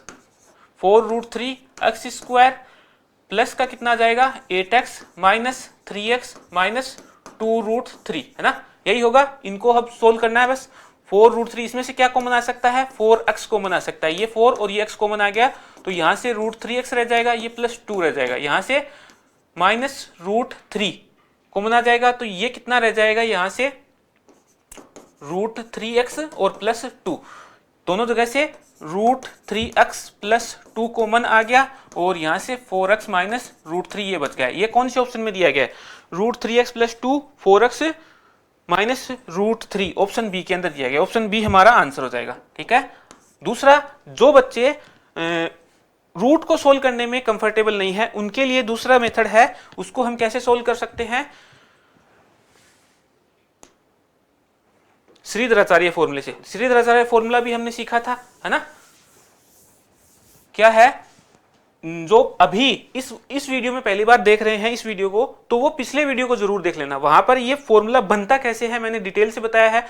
गुणन पॉलिनोमियल मतलब जो बहुपद है वो क्या होते हैं और क्वाड्रेटिक इक्वेशन को कैसे सोल्व किया जाता है वो सारा डिटेल से बताया। तो वो पिछला वीडियो जरूर देख लेना इसको देखने के बाद, ताकि आपको अच्छे से समझ में आ जाए। अब हम सीख रहे हैं श्रीधराचार्य फॉर्मूला। तो ये फॉर्मूला होता है minus b plus minus B square minus 4ac upon 2a। ठीक है, ये क्या बताता है? ये हमें क्वाड्रेटिक इक्वेशन के रूट बताता है ना। तो रूट निकालेंगे तो b की वैल्यू क्या है यहाँ पे? ये +5 है ना। तो प्लस और माइनस मल्टीप्लाई होंगे तो -5 प्लस माइनस बी स्क्वायर मतलब ये 5 स्क्वायर बन गया माइनस 4a की वैल्यू ये रहेगी। एक्स स्क्वायर का कोएफिशिएंट होता है a 4√3 और फिर आ जाएगा c। ये क्या आएगा? माइनस का माइनस और ये माइनस मल्टीप्लाई होगी, इसको प्लस कर देते हैं, ये आ जाएगा 2√3 अपॉन 2a। a की वैल्यू कितनी है? 4√3। इनको सोल्व करेंगे हम। देखो 4 और 4 16, 16 दूना 2 32 हो जाएगा और 32 गुणा 3 कितना हो जाएगा? 96। तो इसको सोल्व करने पर आ जाएगा ये 96 लिख सकते हैं। 96 में हमें क्या करना है? 25 ऐड करना है। तो इसको ऐड करेंगे, 4 इसको दे दो तो ये 100 रह जाएगा, 4 इसको दे दिया तो ये कितना रह गया था? 21 रह जाएगा। तो ये 121 बन गया। 121 का रूट कितना हो जाएगा? 11 हो जाएगा। तो ये ऊपर वाला पूरा पार्ट है, इसको सोल्व करने पर हमें क्या मिल जाता है? 11 मिल जाता है। ठीक है, ये 11 मिल गया। ये x के बराबर चल रहा है, नीचे कितना आ जाएगा? 8√3। 8√3। अब हमें दो रूट चाहिए हैं, एक प्लस के लिए आ जाएगा, दूसरा माइनस के लिए। मतलब ये एक बार प्लस काम में ले लेंगे 11 के साथ, एक बार माइनस काम में ले लेंगे। तो पहला जो रूट आएगा हमारा -5 -11 अपॉन 8√3। दूसरा रूट क्या आ जाएगा? यहां से -5 प्लस 11 अपॉन 8√3 ये आ जाएगा। ठीक है, अब इसको सोल्व करना है बस। ये माइनस माइनस कितना हो जाएगा? -16 अपॉन 8√3। ठीक है, इसको सोल्व करेंगे तो ये -2 अपॉन √3 आ जाएगा। जब प्लस के लिए सोल्व करेंगे तो ये प्लस का 6 बचेगा, +6 अपॉन 8√3। इसको सोल्व किया, 2 से काटा 3 और ये आ जाएगा 4। मतलब ऊपर आ जाएगा +3 अपॉन 4√3। √3 को 3 से काट सकते ना, इस 3 को हम कैसे लिख सकते हैं? √3 मल्टीप्लाई बाई √3। तो ये एक √3 कट गया, यहां से कितना जाएगा? √3 अपॉन 4। ठीक है, ये दो रूट आ गए हमारे, लेकिन हमें तो चाहिए फैक्टर चाहिए, तो हम इसको सोल्व करेंगे। ये x के बराबर क्या है? -2 अपॉन √3। ये √3 इसके साथ मल्टीप्लाई होगा तो ये √3x और ये माइनस इसके पास जाएगा तो +2, ये बराबर 0। तो ये एक फैक्टर आ गया। अब इसको सोल्व करने पर ये फैक्टर मिल गया, क्योंकि फैक्टर को जब हम 0 के बराबर रखते हैं तो रूट आ जाता है। तो इसको हम दोबारा से 0 के बराबर लाने के लिए इनको एक तरफ लेके चले गए। ठीक है, ये x के बराबर सोल्व करेंगे इसको, तो x बराबर कितना आ जाएगा? 4x और ये -√3। यही दोनों हमारे क्या थे? √3x + 2 और 4x -√3 ऑप्शन बी के अंदर। इस तरीके से भी सोल्व कर सकते हैं। ठीक है, नेक्स्ट ये वही आ गया। नेक्स्ट में दिया गया हमें 16 -x³ x की पावर 6 है plus 2x³ minus y³ minus y6 और इसके हमें फैक्टर करने हैं।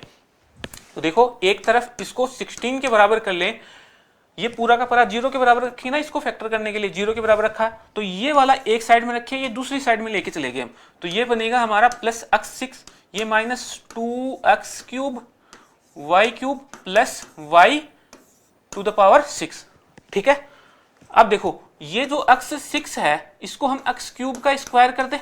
ठीक है, तो ये इसको हम a मान लेते हैं, चलो a मान लिया, और y की पावर 6 है इसको क्या मान लें? b², मतलब y की पावर क्यूब को हम क्या मान लेते हैं? b मान लेते हैं। तो जहां पर भी x³ मिलेगा वहां पर हम a रख देंगे, और जहां पर भी y³ मिलेगा उसकी जगह b रख देंगे। ठीक है, रख सकते हैं ऐसा। बाकी अगर आपकी अंडरस्टैंडिंग अच्छी है तो आप इसको डायरेक्ट भी सोल्व कर सकते हो। जैसे इसको यहां पर भी दिखा हमने कितना लिख दिया इसको? x³ square minus 2x³ y³ plus 6 y³ square. तो ये क्या बन गया? x³ प्लस y³ का होल स्क्वायर बन गया, प्लस नहीं माइनस, यहां पर माइनस साइन है ना तो माइनस बनेगा, माइनस y³ का होल स्क्वायर, और ये बराबर कितने के? 16 के बराबर है। ठीक है, अब देखो ये तो कर दिया डायरेक्ट, अब a और b मानकर भी सोल्व कर लेते हैं एक बार। जहां पर भी हमें दिखा ये एक्स क्यूब है, एक्स क्यूब बराबर क्या बना है, a माना है हमने, तो ये स्क्वायर करेंगे तो a स्क्वायर के बराबर हो जाएगा, ये a square minus 2ab plus ये b स्क्वायर, तो ये a प्लस बी का होल स्क्वायर बन गया। क्या बनेगा, a माइनस बी का whole square, a minus B whole square बराबर आ जाएगा 16 के। तो इसको क्या लिख सकते हैं हम, 4 स्क्वायर, तो ये दोनों तरफ काटेंगे इसको, मतलब रूट करना पड़ेगा हमें, तो a माइनस बी बराबर कितना आ जाएगा, प्लस माइनस 4 आ जाएगा, प्लस माइनस 4 आ गया। अब a की और b की वैल्यू रख दो वापस, a और b की वैल्यू रखेंगे तो a बराबर हमने माना था एक्स क्यूब, ये माना था हमने वाई क्यूब, और एक बार प्लस लेंगे है ना, तो क्या आ जाएगा, प्लस 4 आ जाएगा, ठीक है, प्लस 4 दूसरी साइड में जाएगा फैक्टर बनाने के लिए, तो ये माइनस 4, ये बराबर 0 रह गया, एक फैक्टर तो ये आ गया। जब हम माइनस लेंगे तो ये दूसरी साइड में जाके क्या रह जाएगा, प्लस हो जाएगा, तो x cube minus y cube plus 4, ये इसके दो फैक्टर आ जाएंगे, इसके दो फैक्टर आ गए। समझ में आई होगी बात, कौन से ऑप्शन में दिया गया है, +4 और -4, ऑप्शन बी में दिया गया है ना, ये रहा ऑप्शन बी, ठीक है। अब ध्यान रखेंगे फॉर्मूले, क्या क्या फॉर्मूले हैं कि हमारे पास a प्लस बी का formula, a plus B whole square का फॉर्मूला हमें पता होना चाहिए, a square plus B square plus 2ab, a minus B का formula, a minus B whole square का फॉर्मूला हमें पता होना चाहिए, a square minus B square, sorry a square plus B square minus 2ab, a square minus B square का formula हमें पता होना चाहिए, क्या होगा, a प्लस बी और a माइनस बी, ठीक है। ऐसे ही आगे हम जब a square plus B square, sorry a plus B plus C, a plus B plus C, इसका होल स्क्वायर कर सकते हैं, क्या आ जाएगा, a square plus B square plus C square plus 2 into A B plus B C plus A C, ठीक है। a plus B cube का फॉर्मूला होना चाहिए हमें, a प्लस बी क्यूब क्या बनेगा, a cube plus B cube plus 3ab a plus b. अब इसके भी हम अलग अलग तरीके से लिख सकते हैं, ये अंदर मल्टीप्लाई कर सकते हैं, a cube plus B cube plus 3a square b, अब 3ab को अंदर मल्टीप्लाई कर रहे हैं a के साथ में, और b के साथ में करेंगे तो क्या बन जाएगा, 3ab स्क्वायर, इस तरीके से भी लिख सकते हैं। अब हमें अगर a cube plus B cube की वैल्यू निकालनी होगी तो ये वाला पार्ट इस तरफ ले आएंगे, तो a cube plus B cube क्या बन जाएगा, a cube plus B cube क्या बनेगा, a plus B whole cube minus 3ab a plus b, ठीक है, ये वाला पार्ट इधर आ जाएगा। जब हम माइनस के लिए सोल्व करेंगे, मतलब a minus B whole cube निकालेंगे तो क्या आ जाएगा, a cube minus b cube minus 3ab a minus b. अब हमें a cube minus b cube की वैल्यू चाहिए है, तो हम क्या कर लेंगे, a cube minus b cube बराबर a minus B whole cube plus 3ab a minus b. और अब a cube plus B cube, एक आइडेंटिटी और याद रखना, क्या होगा, जब a plus B plus c बराबर 0 होगा तो a cube plus B cube plus c cube बराबर क्या हो जाएगा, 3abc हो जाएगा। जब हम इसको इस तरफ ले आएंगे तो a cube plus B cube plus c cube minus 3abc बराबर क्या हो जाएगा, 0 हो जाएगा। ये आइडेंटिटी भी याद रखना इंपॉर्टेंट है। अब ये सब क्या है, ये फॉर्मूले जो भी हैं ये सब क्या है, आइडेंटिटी, सर्वसमीका है। सर्वसमीका और समीकरण में थोड़ा सा अंतर होता है, ठीक है। क्या होता है कि सर्वसमीका का मतलब होता है आइडेंटिटी, सर्वसमीका, सर्वसमीका का मतलब होता है कि हर एक वैल्यू के लिए वो सत्य होती है, हर एक वैल्यू के लिए वो सत्य है। मतलब a और b का मान, इसमें कुछ भी रख लो, आप कोई भी वैल्यू कर लो, रख लो a और b के लिए, ये दोनों पार्ट हमेशा बराबर होंगे। ऐसे इसमें रख लो, इसमें रख लो, इसमें रख लो, इसमें रख लो, वो दोनों पार्ट बराबर होंगे। समीकरण में क्या होता है, जब हम समीकरण को सोल्व करते हैं तो वो उसका जो सॉल्यूशन होता है वो कुछ वैल्यूज के लिए ही सेटिस्फाई होता है, कुछ वैल्यूज के लिए,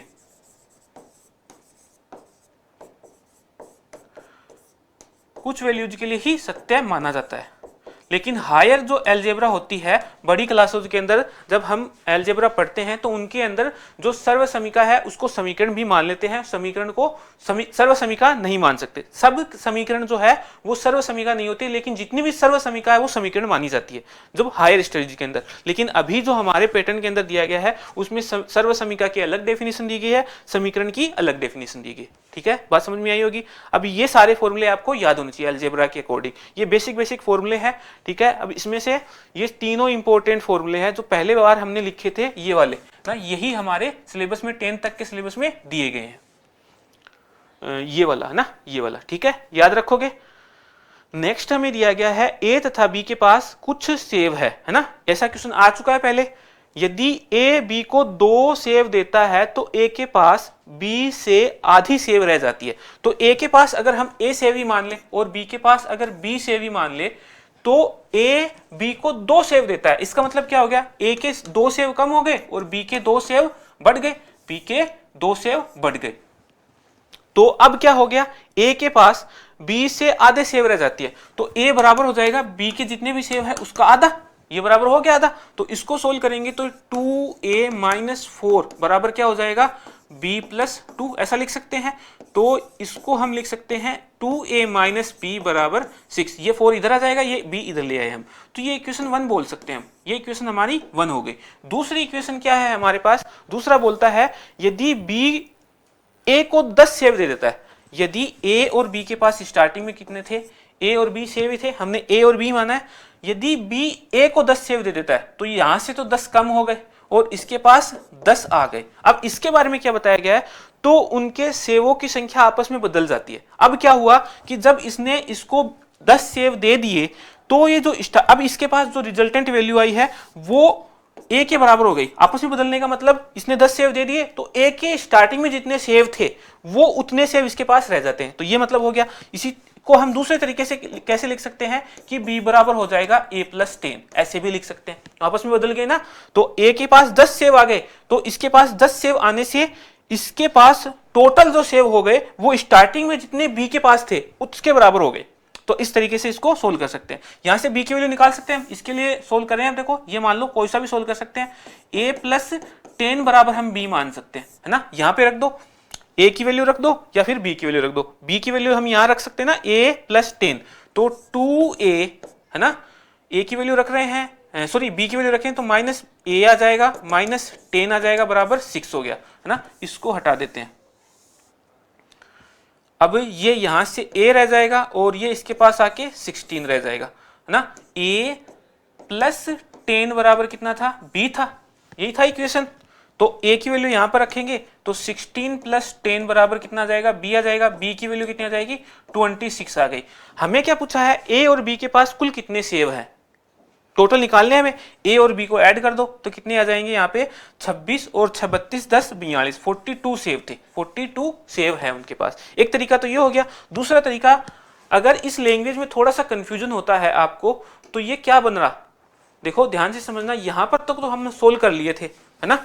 दूसरी इक्वेशन जब हम बनाएंगे तो इस लैंग्वेज में थोड़ा सा कंफ्यूजन हो सकता है कि उसकी संख्या आपस में बदल जाती है, ये समझ में नहीं आए तो हम क्या करेंगे कि जब a के पास 10 सेव आ गए, है ना, और b के पास से 10 सेव कम हो गए तो इनके सेव आपस में बदल गए। आपस में बदलने का मतलब अब ये किसके बराबर हो गए, इनका रेशियो निकाल लेते हैं। ये b के बराबर हो गया, ये a के बराबर हो गया। इसको सोल्व करेंगे तो क्या बन जाएगा, a² + 10a बराबर बन जाएगा b² - 10b। ठीक है, a² - b² निकालेंगे, a² - b² सोल्व करेंगे तो ये कितना, सॉरी b² - a² कर लेते ना ताकि दोनों प्लस में रह जाए। b² - a² के लिए सोल्व करेंगे तो क्या रह जाएगा, ये वाला इधर चला जाएगा, ये वाला इधर आ जाएगा, तो 10 कितना आ जाएगा, यहाँ से a + b आ जाएगा क्या, हाँ दोनों प्लस में आ जाएंगे, a + b। अब a² - b² का हमने क्या देखा था, a + b a - b, a + b इधर मिल गया हमें तो b - a कितना बच जाएगा, b - a 10 आ जाएगा। तो b की वैल्यू कितनी आ जाएगी, a + 10, यही हमने निकाला था, a + 10b आया था। अब इसको सोल्व कर लो, इसमें वैल्यू रख दो b की और आगे सोल्व कर सकते हैं। ठीक है, समझ में आएगा दोनों तरीके। नेक्स्ट में दिया गया हमें x और y की वैल्यू दी गई है, हमें वैल्यू निकालनी है 2x² plus 3y square upon ratio का मतलब हो गया इसके अपोन में है 3x square minus 2y square की x की वैल्यू ये रही y की वैल्यू ये रही, इसके अंदर रख दो 2 इंटू एक्स स्क्वायर रखेंगे तो कितना आ जाएगा, ये 9 आ जाएगा। 2 इंटू 9 प्लस 3 इंटू 4 अपॉन में 3 इंटू 9 माइनस 2 इंटू 4, इसको सोल्व करना है। तो 18 और 12 कितना हो जाएगा, 30 हो जाएगा। 30 ऑप्शन पहले में दिया गया है, नीचे देख लेते हैं। देखो यहाँ से 27 माइनस कितना हो जाएगा 8, तो कितना आ जाएगा 19। 30:19 ऑप्शन बी के अंदर दिया है। केवल वैल्यू पुट करके इसको सोल्व करना है। नेक्स्ट में दिया गया यदि बहुपद के x square minus 3x minus 6 के शून्यांकों का योगफल उनके गुणनफल के बराबर है तो k का मान ज्ञात करो। तो हमने बहुपद के जो गुणांक होते हैं उनका रिलेशन देखा था कि उनका योगफल क्या होता है, a प्लस बी। हमने कोई बहुपद लिया था, उसके जो शून्यक लिए थे वो अल्फा और बीटा लिया था, दोनों के योगफल क्या लिया था, माइनस बी अपॉन ए आ जाता है। दोनों का गुणनफल क्या आ जाता है, सी अपॉन ए आ जाता है ना। ठीक है, तो यहाँ पर b की वैल्यू क्या है, ये -3 है ना, और ये दोनों आपस में बराबर बताए हैं। ये अल्फा प्लस बीटा इस सवाल के अंदर क्या बता दिया कि ये अल्फा प्लस बीटा बराबर है अल्फा बीटा के दोनों के मल्टीप्लीकेशन के। तो माइनस बी अपॉन ए बराबर हम क्या कर सकते हैं, सी अपॉन ए। अब b की वैल्यू कितनी है, -3 है यहाँ पे, तो b माइनस माइनस कितना हो जाएगा, ये +3 हो जाएगा। ठीक है, a की वैल्यू क्या है, k है। जो एक्स स्क्वायर का कोएफिशिएंट होता है वो होता है a, तो यहां से हो गया ये k। अब c कितना है, c तो है 6k माइनस 6k और ये हो जाएगा k। तो इसको सोल्व करेंगे तो k से k कट गया, इधर इसके लिए अब क्या बचेगा, ये -6 तो इधर आ जाएगा, k इसके पास ला जाएगा। k के लिए सोल्व करेंगे तो +3 अपॉन -6, तो ये कितना रह जाएगा 1/2 माइनस 1/2। k की वैल्यू कितनी आ जाएगी, -1/2 ऑप्शन ए के अंदर दिया गया है। ठीक है, ऑप्शन ए हमारा आंसर हो जाएगा।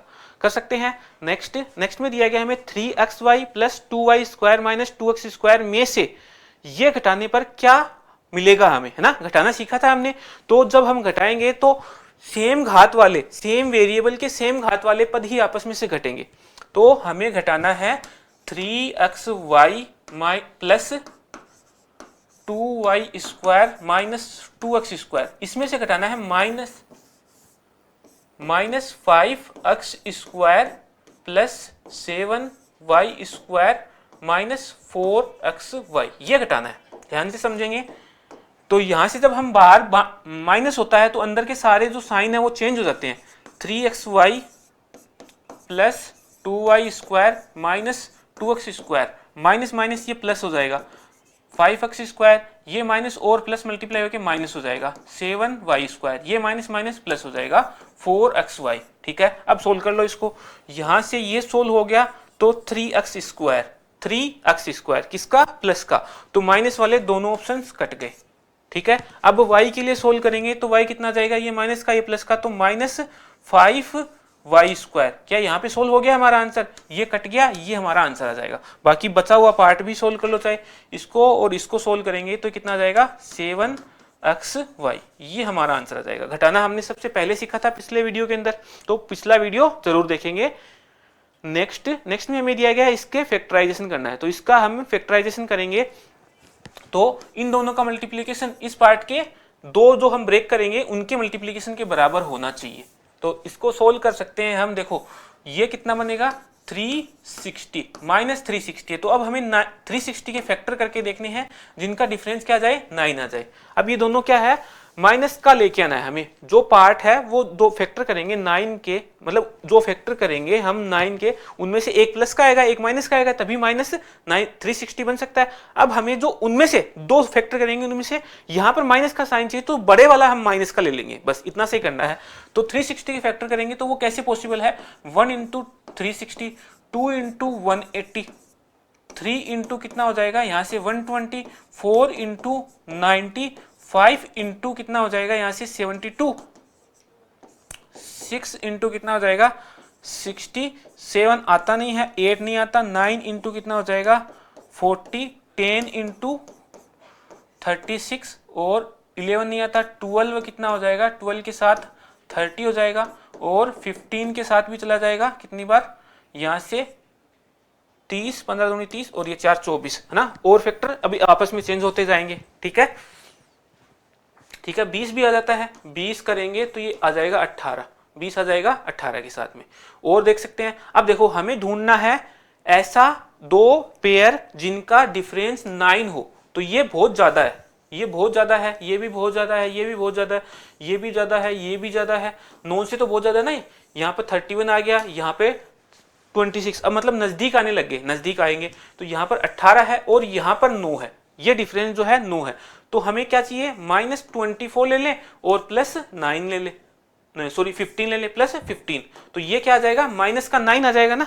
तो ये हमारा जो पॉसिबल पेयर हो सकता है, ठीक है। अब अगर आप अच्छे से प्रैक्टिस करोगे इस चीज को तो ये सारा हमें करके देखना नहीं पड़ेगा, ये सारा आपका टाइम बचेगा। तभी मैं बोलता हूं जितना ज्यादा प्रैक्टिस करोगे उतना ही ज्यादा एफिशिएंट होते जाओगे। तो ये सारा हमें करने की जरूरत नहीं थी, हम केवल ज्यादा से ज्यादा देख सकते थे कि 36 और 10 ना, सबसे आसान तो ये था ना 10 गुना 36, तो ये तो है भाई, इसमें डिफरेंस ज्यादा है तो हमें बढ़ाने पड़ेंगे, इनका डिफरेंस कम करना पड़ेगा। डिफरेंस कम करना पड़ेगा तो एक को बढ़ा दो, ये भी कम हो जाएगा, इसको बढ़ा देंगे तो ये अपने आप कम हो जाएगा, इसको बढ़ाएंगे तो ये अपने आप कम हो जाएगा, इसको बढ़ाएंगे तो ये अपने आप कम हो जाएगा, ठीक है। तो हमारा जो पेयर बना है वो किसका बन गया, 24 और 15 का।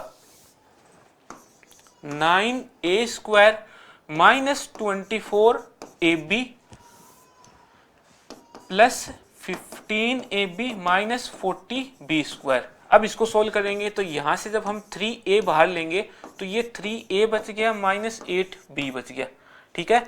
यहां से जब हम 5b बाहर ले लेंगे तो यहां से 3a बचेगा, यहां से -8b बच जाएगा।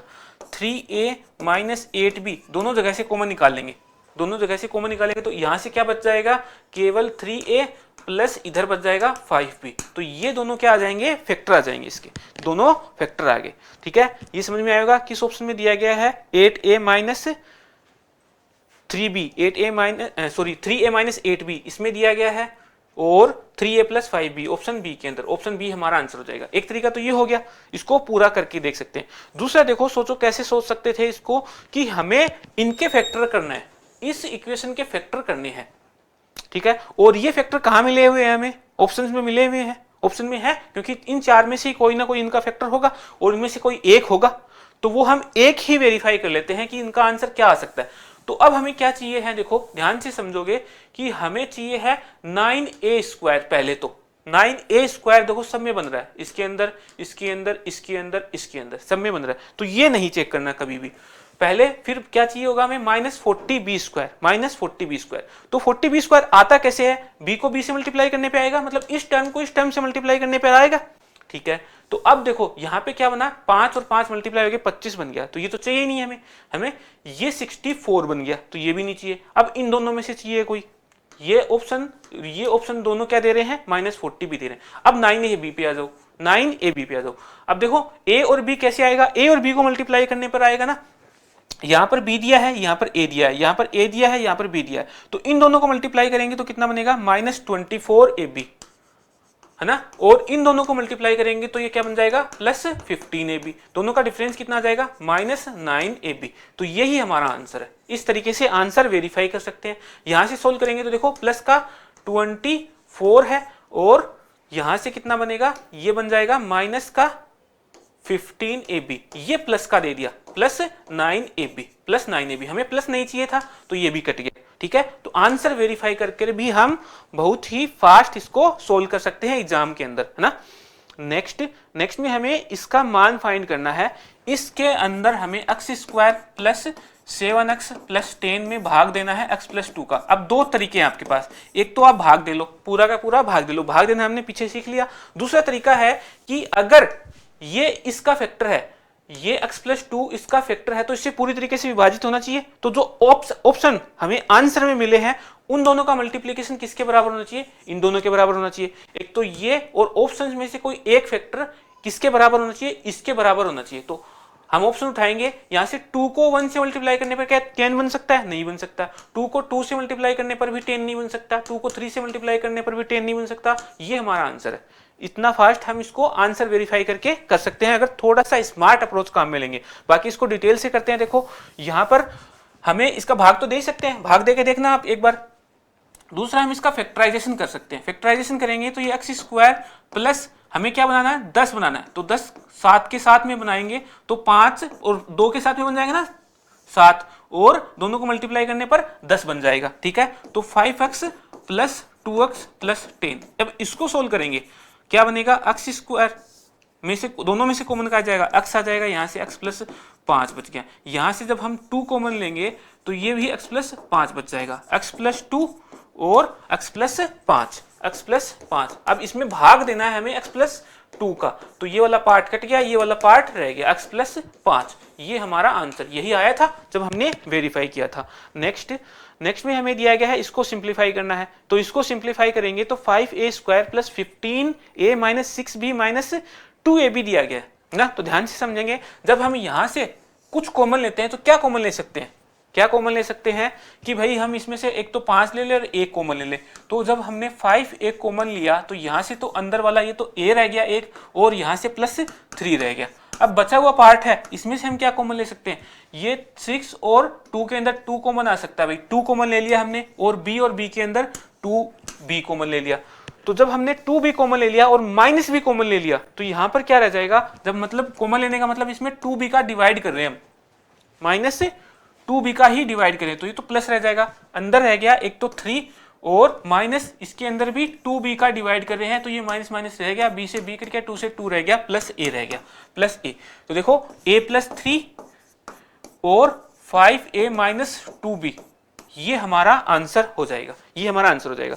एक तरीका तो ये हो गया। दूसरा तरीका वही ऑप्शन मैच कर लो, ऑप्शन वेरीफाई कर लो। ऑप्शन वेरीफाई करेंगे तो कौन सा बनेगा, देखो हमें क्या बनाना है, माइनस 2ab बनाना है और 15ab बनाना है। 15a कहां से बन सकता है, देखो 15a यहां से बन सकता है ना, ये 15 इन दोनों को मल्टीप्लाई करने पर 15 बन सकता है। तो यह तो है माइनस का, क्योंकि हमें प्लस का चाहिए तो यहां पर प्लस का है, ये भी नहीं बन सकता, माइनस का है, और ये प्लस का है। तो दो ऑप्शन तो कट गए, ऑप्शन ये कट गया और ये कट गया। अब हमें और क्या बनाना है, 6b बनाना है। 6b कहां से बन सकता है, इसको और इसको मल्टीप्लाई इसको और इसको मल्टीप्लाई करने पर बन सकता है, लेकिन ये किसका चाहिए हमें, ये माइनस का चाहिए, तो लेकिन यहां से तो प्लस का आ रहा है, ये हमारा आंसर हो जाएगा, ये हमारा आंसर हो जाएगा। देखो यहां से माइनस 6b आ रहा है, 15 प्लस का आ रहा है, 5a स्क्वायर आ रहा है, और इन दोनों को मल्टीप्लाई करने पर माइनस 2ab आ रहा है। ठीक है, ये हमारा आंसर हो जाएगा, यही दिया हुआ देखो a plus 3 minus a minus 2b। इस तरीके से हम ऑप्शन वेरीफाई करके बहुत फास्ट कर सकते हैं एग्जाम के अंदर, पूरा सोल्व करने के बजाय। ठीक है, नेक्स्ट में हमें दिया गया 3x प्लस 5 होल स्क्वायर दिया गया 60x के इक्वल। तो हमें निकालना है कि इसको सोल्व करने पर ये किसके बराबर हो जाएगा। ठीक है, तो ध्यान से समझेंगे, तो ये है जो वैल्यू 3x प्लस 5 का होल स्क्वायर है, माइनस 60x दिया गया, तो इसका होल स्क्वायर ओपन करेंगे तो क्या बन जाएगा, ये 9x स्क्वायर। ठीक है, इन दोनों को मल्टीप्लाई किया 15 और गुणा 2 करेंगे तो प्लस 30x आ जाएगा, प्लस 25 आ जाएगा, माइनस 30x है, तो ये प्लस 60x है ना, 60x है, तो ये कितना बन गया। अब इसको सोल्व करेंगे तो ये 9x स्क्वायर प्लस 30 माइनस 60, तो माइनस 30x आ जाएगा, प्लस 25 रह जाएगा। तो क्या चेंज हुआ, केवल साइन ही तो चेंज हुआ है। इस वाले पार्ट को जब हमने देखा कि ये भाई इसका स्क्वायर बन रहा है, इसका 3x प्लस 5 का होल स्क्वायर बन रहा है, तो यहां पर अब देखो प्लस की जगह माइनस आ गया, तो इसका मतलब यहां पर प्लस की जगह माइनस आ जाएगा, तो ये 3x माइनस 5 का होल स्क्वायर बन गया। ठीक है, 3x माइनस 5 का होल स्क्वायर बन गया। ऑप्शन बी हमारा आंसर है। समझ में आई होगी बात। अब देखो दूसरा तरीका क्या है, इसमें आइडेंटिटी पता है आपको, जब हम a plus B whole square बराबर होता है a minus B whole square minus 4ab। ठीक है, माइनस आएगा प्लस आएगा, हाँ प्लस आ जाएगा ना, प्लस आ जाएगा। तो यहां से इसको a प्लस बी ये कितना बनेगा, अब इसको हम इधर लेके आ जाएंगे तो a plus B whole square minus 4ab कितने के बराबर हो जाएगा, a minus B whole square के। एक याद कर लो, दूसरा हम आसानी से निकाल सकते हैं, बाकी दोनों को याद करने में भी कोई दिक्कत नहीं है। तो हमें यहां पर जो दिया गया ना, a इसको a मान लो, ये b मान लो, ये स्क्वायर माइनस 4ab ये दिया गया ना, 15 गुणा कितना बनेगा 4, तभी तो 60 बनेगा ना, 60 60x 15x को 4 से मल्टीप्लाई करने पर। तो इसका मतलब ये वास्तव में जो फॉर्मेट बना है वो है किसका, वो a minus B whole square का ही तो है, a minus B whole square का। ठीक है, इस फॉर्मेट को सेटिस्फाई कर रहा है ना, ये वाला पार्ट इस वाले फॉर्मेट को सेटिस्फाई कर रहा है। तो ये बराबर किसके है, a minus B whole square के। a हमारा ये वाला पार्ट है, b हमारा ये पार्ट है, तो ये हमारा ऑप्शन बी के अंदर दिया गया था। ठीक है, ये थोड़ा सा एडवांस है, बाकी आपको आना चाहिए। अगर इतनी अंडरस्टैंडिंग है आपकी तो आप मैथ में कहीं भी नहीं अटकने वाले हो रीट के एग्जाम के अंदर। नेक्स्ट है 2x माइनस 3y बराबर 79 है, x प्लस 6y बराबर 47 है। तो x माइनस y का मान हमें पूछा है। तो अब इसको सोल्व करने के हमारे पास बहुत सारे मेथड है ना, हमारी मर्जी से कैसे भी सोल्व कर सकते हैं कि हम x की वैल्यू निकाल के इसमें पुट कर दे, y की वैल्यू निकाल के इसमें पुट कर दे, है ना, किसी भी तरीके से दोनों को ऐड कर दे, दोनों को घटा दे, है ना, किसी भी तरीके से सोल्व कर सकते हैं। तो हम इसमें अप्रोच काम में ले रहे हैं, हम इनको दोनों को एक बार ऐड करके देखते हैं। ऐड करेंगे तो कितना बन जाएगा, x और ये x 3x बन जाएगा, दोनों प्लस के हैं तो ये 3x और यहाँ पे माइनस का 3y है, प्लस का 6y है, तो प्लस का 3y रह जाएगा प्लस 3y। इन दोनों को ऐड करेंगे तो ये 70 और 40 110 120 और 6 126 हो जाएगा। ये यहाँ से x प्लस वाई की वैल्यू आ गई हमारे पास इसमें 3 का डिवाइड करने पर, क्योंकि दोनों के अंदर क्या है 3 कॉमन है, वो हमने बाहर निकाला था, बाहर निकाला तो 3 से डिवाइड हो सकता है। ये कितना आ जाएगा 42। x प्लस वाई की वैल्यू कितनी आ जाएगी 42 आ गई। अब x की वैल्यू यहाँ पर रख दो, देखो इसके अंदर जब हम यहाँ से x की वैल्यू निकालेंगे तो ये 42 माइनस वाई लिखा जा सकता है, यहाँ पे लिख दो x की वैल्यू। जब हम यहाँ पे 42 माइनस वाई प्लस 6y बराबर 47 रखेंगे तो ये सोल्व हो सकता है ना y के लिए। तो यहाँ से क्या रह जाएगा, ये 5y रह जाएगा, ये इधर आएगा तो ये 5 के बराबर हो जाएगा। y की वैल्यू कितनी आ गई 1 आ गई, y की वैल्यू तो 1 आ गई, तो x की वैल्यू कितनी आ जाएगी 42 माइनस 1 मतलब 41 आ जाएगा। x की वैल्यू आ गई, y की वैल्यू आ गई, 41 माइनस 1 बराबर कितना आ जाएगा 40। ऑप्शन ए के अंदर दिया गया है ना। बाकी हम किसी भी तरीके से सोल्व कर सकते हैं और यहाँ से डायरेक्ट x की वैल्यू निकाल के भी हम इसमें पुट कर सकते हैं, 2x बना लेंगे उसको और फिर यहाँ से हम इसको सोल्व कर सकते हैं, हमने किया भी है पीछे। ठीक है, बाकी जितने भी मेथड है आप पॉसिबल सारे के सारे आप एक बार करके जरूर देखना, है ना। नेक्स्ट, इससे मैं क्यों बोल रहा हूं आप करके देखोगे, जब आप अलग अलग तरीके से सोल्व करोगे ना तो एग्जाम के अंदर आपका जो माइंड ना वो हमेशा रिलैक्स रहेगा कि मैं किसी भी तरीके से सोल्व करूं मैं आंसर जरूर जरूर निकाल दूंगा, है ना। तो वो जो फियर है ना वो खत्म हो जाएगा आपका कि भाई मैं किस तरीके से कोई एक स्पेसिफिक अप्रोच से करूंगा तभी आंसर आएगा। आप किसी भी अप्रोच से सोल्व करो आंसर आएगा आपका इस तरीके के क्वेश्चन का ना, कोई भी अप्रोच। तो आप जितने भी पॉसिबल अप्रोच है वो आप जरूर करके देखना एक बार। ठीक है, नेक्स्ट में दिया गया हमें 2x plus 4y minus 8xy minus 1, इसकी वैल्यू हमें निकालनी है। तो वही हम यहां से निकाल सकते हैं ऑप्शन देख के, हम इसको वेरीफाई भी कर सकते हैं। जब हम इसको सोल्व करेंगे तो देखो 2x प्लस 4y, तो ये जो वैल्यू ना इन दोनों को एक साथ में रख के देखते हैं एक बार। 2x माइनस 1 हमने रख दिया, 2x माइनस 1 रखा तो बाकी क्या रह गया 4y माइनस 8xy रह गया। यहां से हम क्या कॉमन निकाल सकते हैं, हम यहां से 4 और ये y माइनस 4y कॉमन निकाल ले, माइनस 4y कॉमन निकाल लेंगे तो यहां से जब हम 4y से डिवाइड करेंगे माइनस से तो ये रह जाएगा 2, माइनस से माइनस प्लस बन गया, y से y कट गया तो ये 2x रह गया, और जब हम माइनस y निकालेंगे तो ये माइनस 1 रह जाएगा। इधर कितना है 2x माइनस 1 ये चला हुआ है। ठीक है, जब हम 2x माइनस 1 दोनों जगह से कॉमन निकाल लेंगे तो इधर तो रह गया 1, इधर रह गया माइनस 4y, तो ये दोनों क्या आ जाएंगे इसके फैक्टर आ गए। एक तरीका तो ये हो गया जो कि बहुत ही बेसिक तरीका है। ठीक है, बाकी सब ऐसे ही करते हैं, ऑप्शन वेरीफाई करके भी आंसर किया जा सकता है जैसे हमने पिछले क्वेश्चंस किए हैं उसी तरीके से।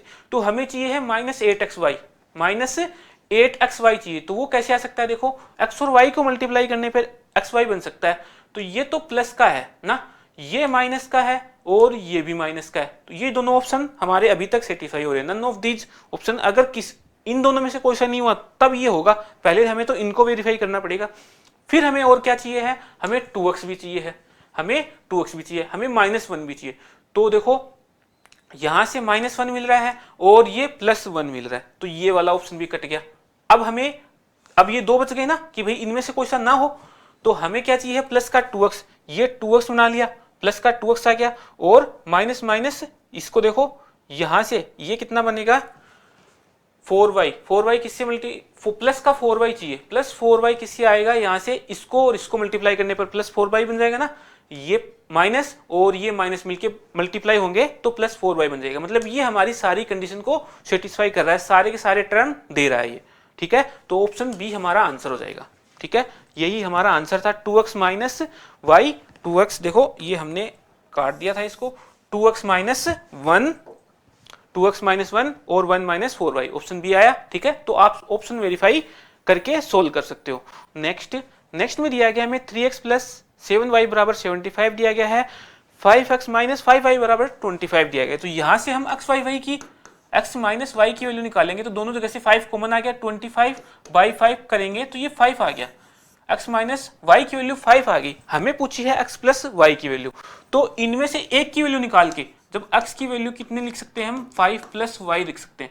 यहाँ पे रख दो, यहाँ पे क्या है 3x है तो 3x की निकाल लो, 3 से मल्टीप्लाई कर दो 15 और ये 3y, 3x की जगह यहाँ पे रख दो 15 प्लस 3y प्लस 7y बराबर 75 के है।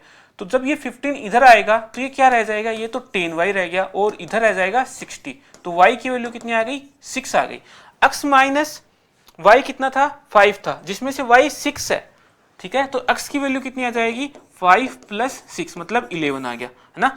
x की वैल्यू आ जाएगी 11। हमें क्या चाहिए, x प्लस y मतलब 11 प्लस 6 कितना हो जाएगा, 17। ऑप्शन ए के अंदर दिया गया, ठीक है।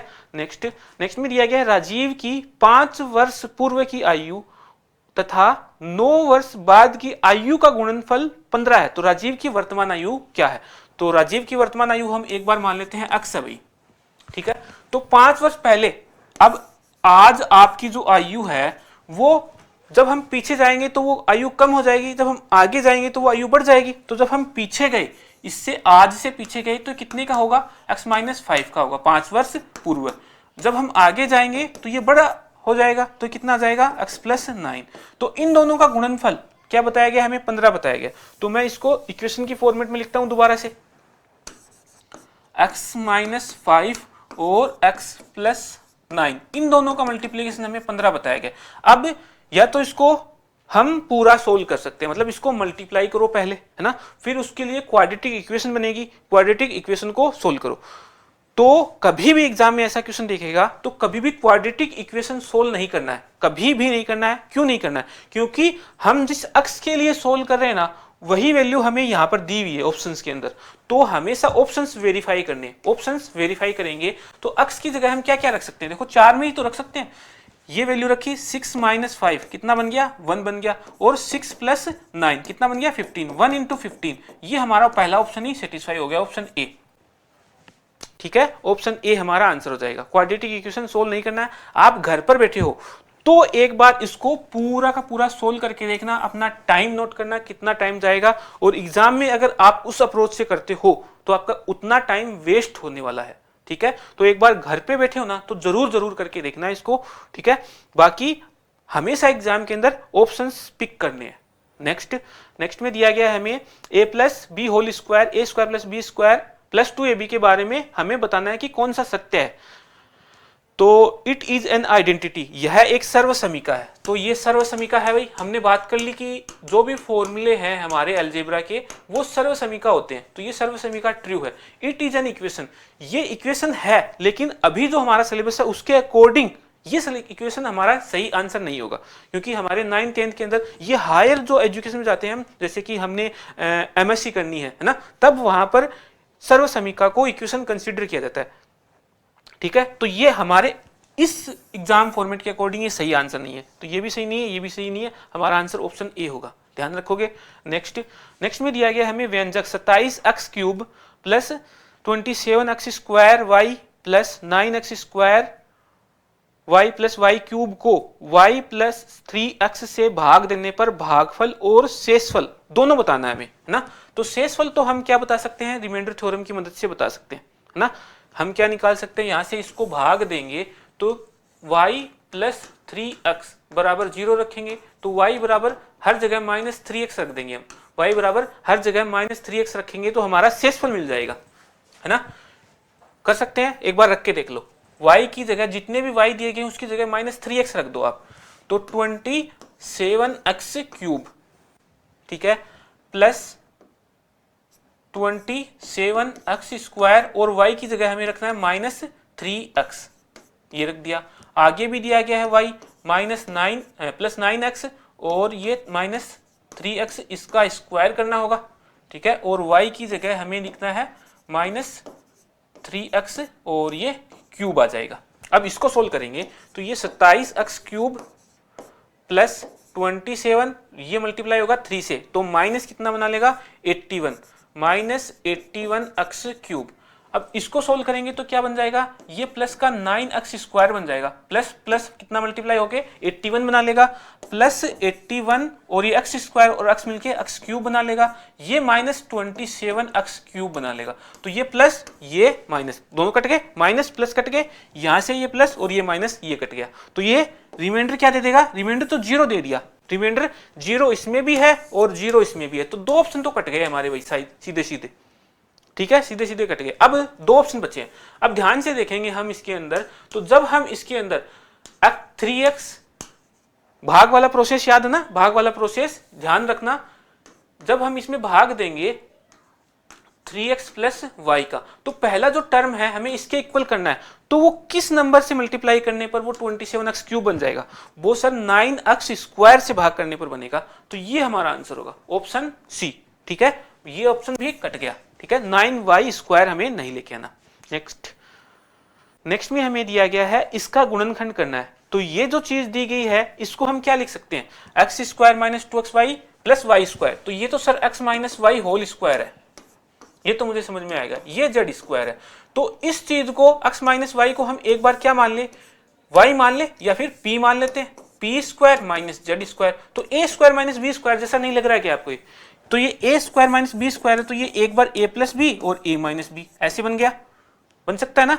तो मतलब जो ये वैल्यू है इसको हम कैसे लिख सकते हैं, ये x - y whole square minus z², तो ये एक बार क्या बन जाएगा x + y - z और x - y आएगा ना, x - y - z और x - y + z, ये हो जाएगा इन दोनों का factor, x - y - z, x - y + z, option B के अंदर दिया गया है, ठीक है। a + b a - b a² - b² का बेसिक सा फॉर्मूला है, आइडेंटिटी है, सर्वसमीकरण सबसे साधारण फॉर्मूला है, उसकी मदद से हमने इसको फैक्टराइज कर दिया। नेक्स्ट में दिया गया है ax² + bx + c = 0, x में एक सर्वसमीका है, तो x बराबर होगा किसके, ये क्या है सीरीधराचार्य फॉर्मूला है ना, x की वैल्यू निकालने का, जो रूट निकालने का फॉर्मूला है -b + -b² - 4/2a, x बराबर हो जाएगा ये फॉर्मूला, ठीक है। तो ये हमारा हो गया चैप्टर कंप्लीट, दोनों पार्ट आपको पूरे देखने हैं, ज्यादा लंबे हैं नहीं, 3 साढ़े 3 घंटे के हैं दोनों पार्ट, अगर आप देख लोगे तो आपके 3 क्वेश्चन श्योर सही होने वाले हैं, ठीक है। मिलते हैं नेक्स्ट वीडियो में।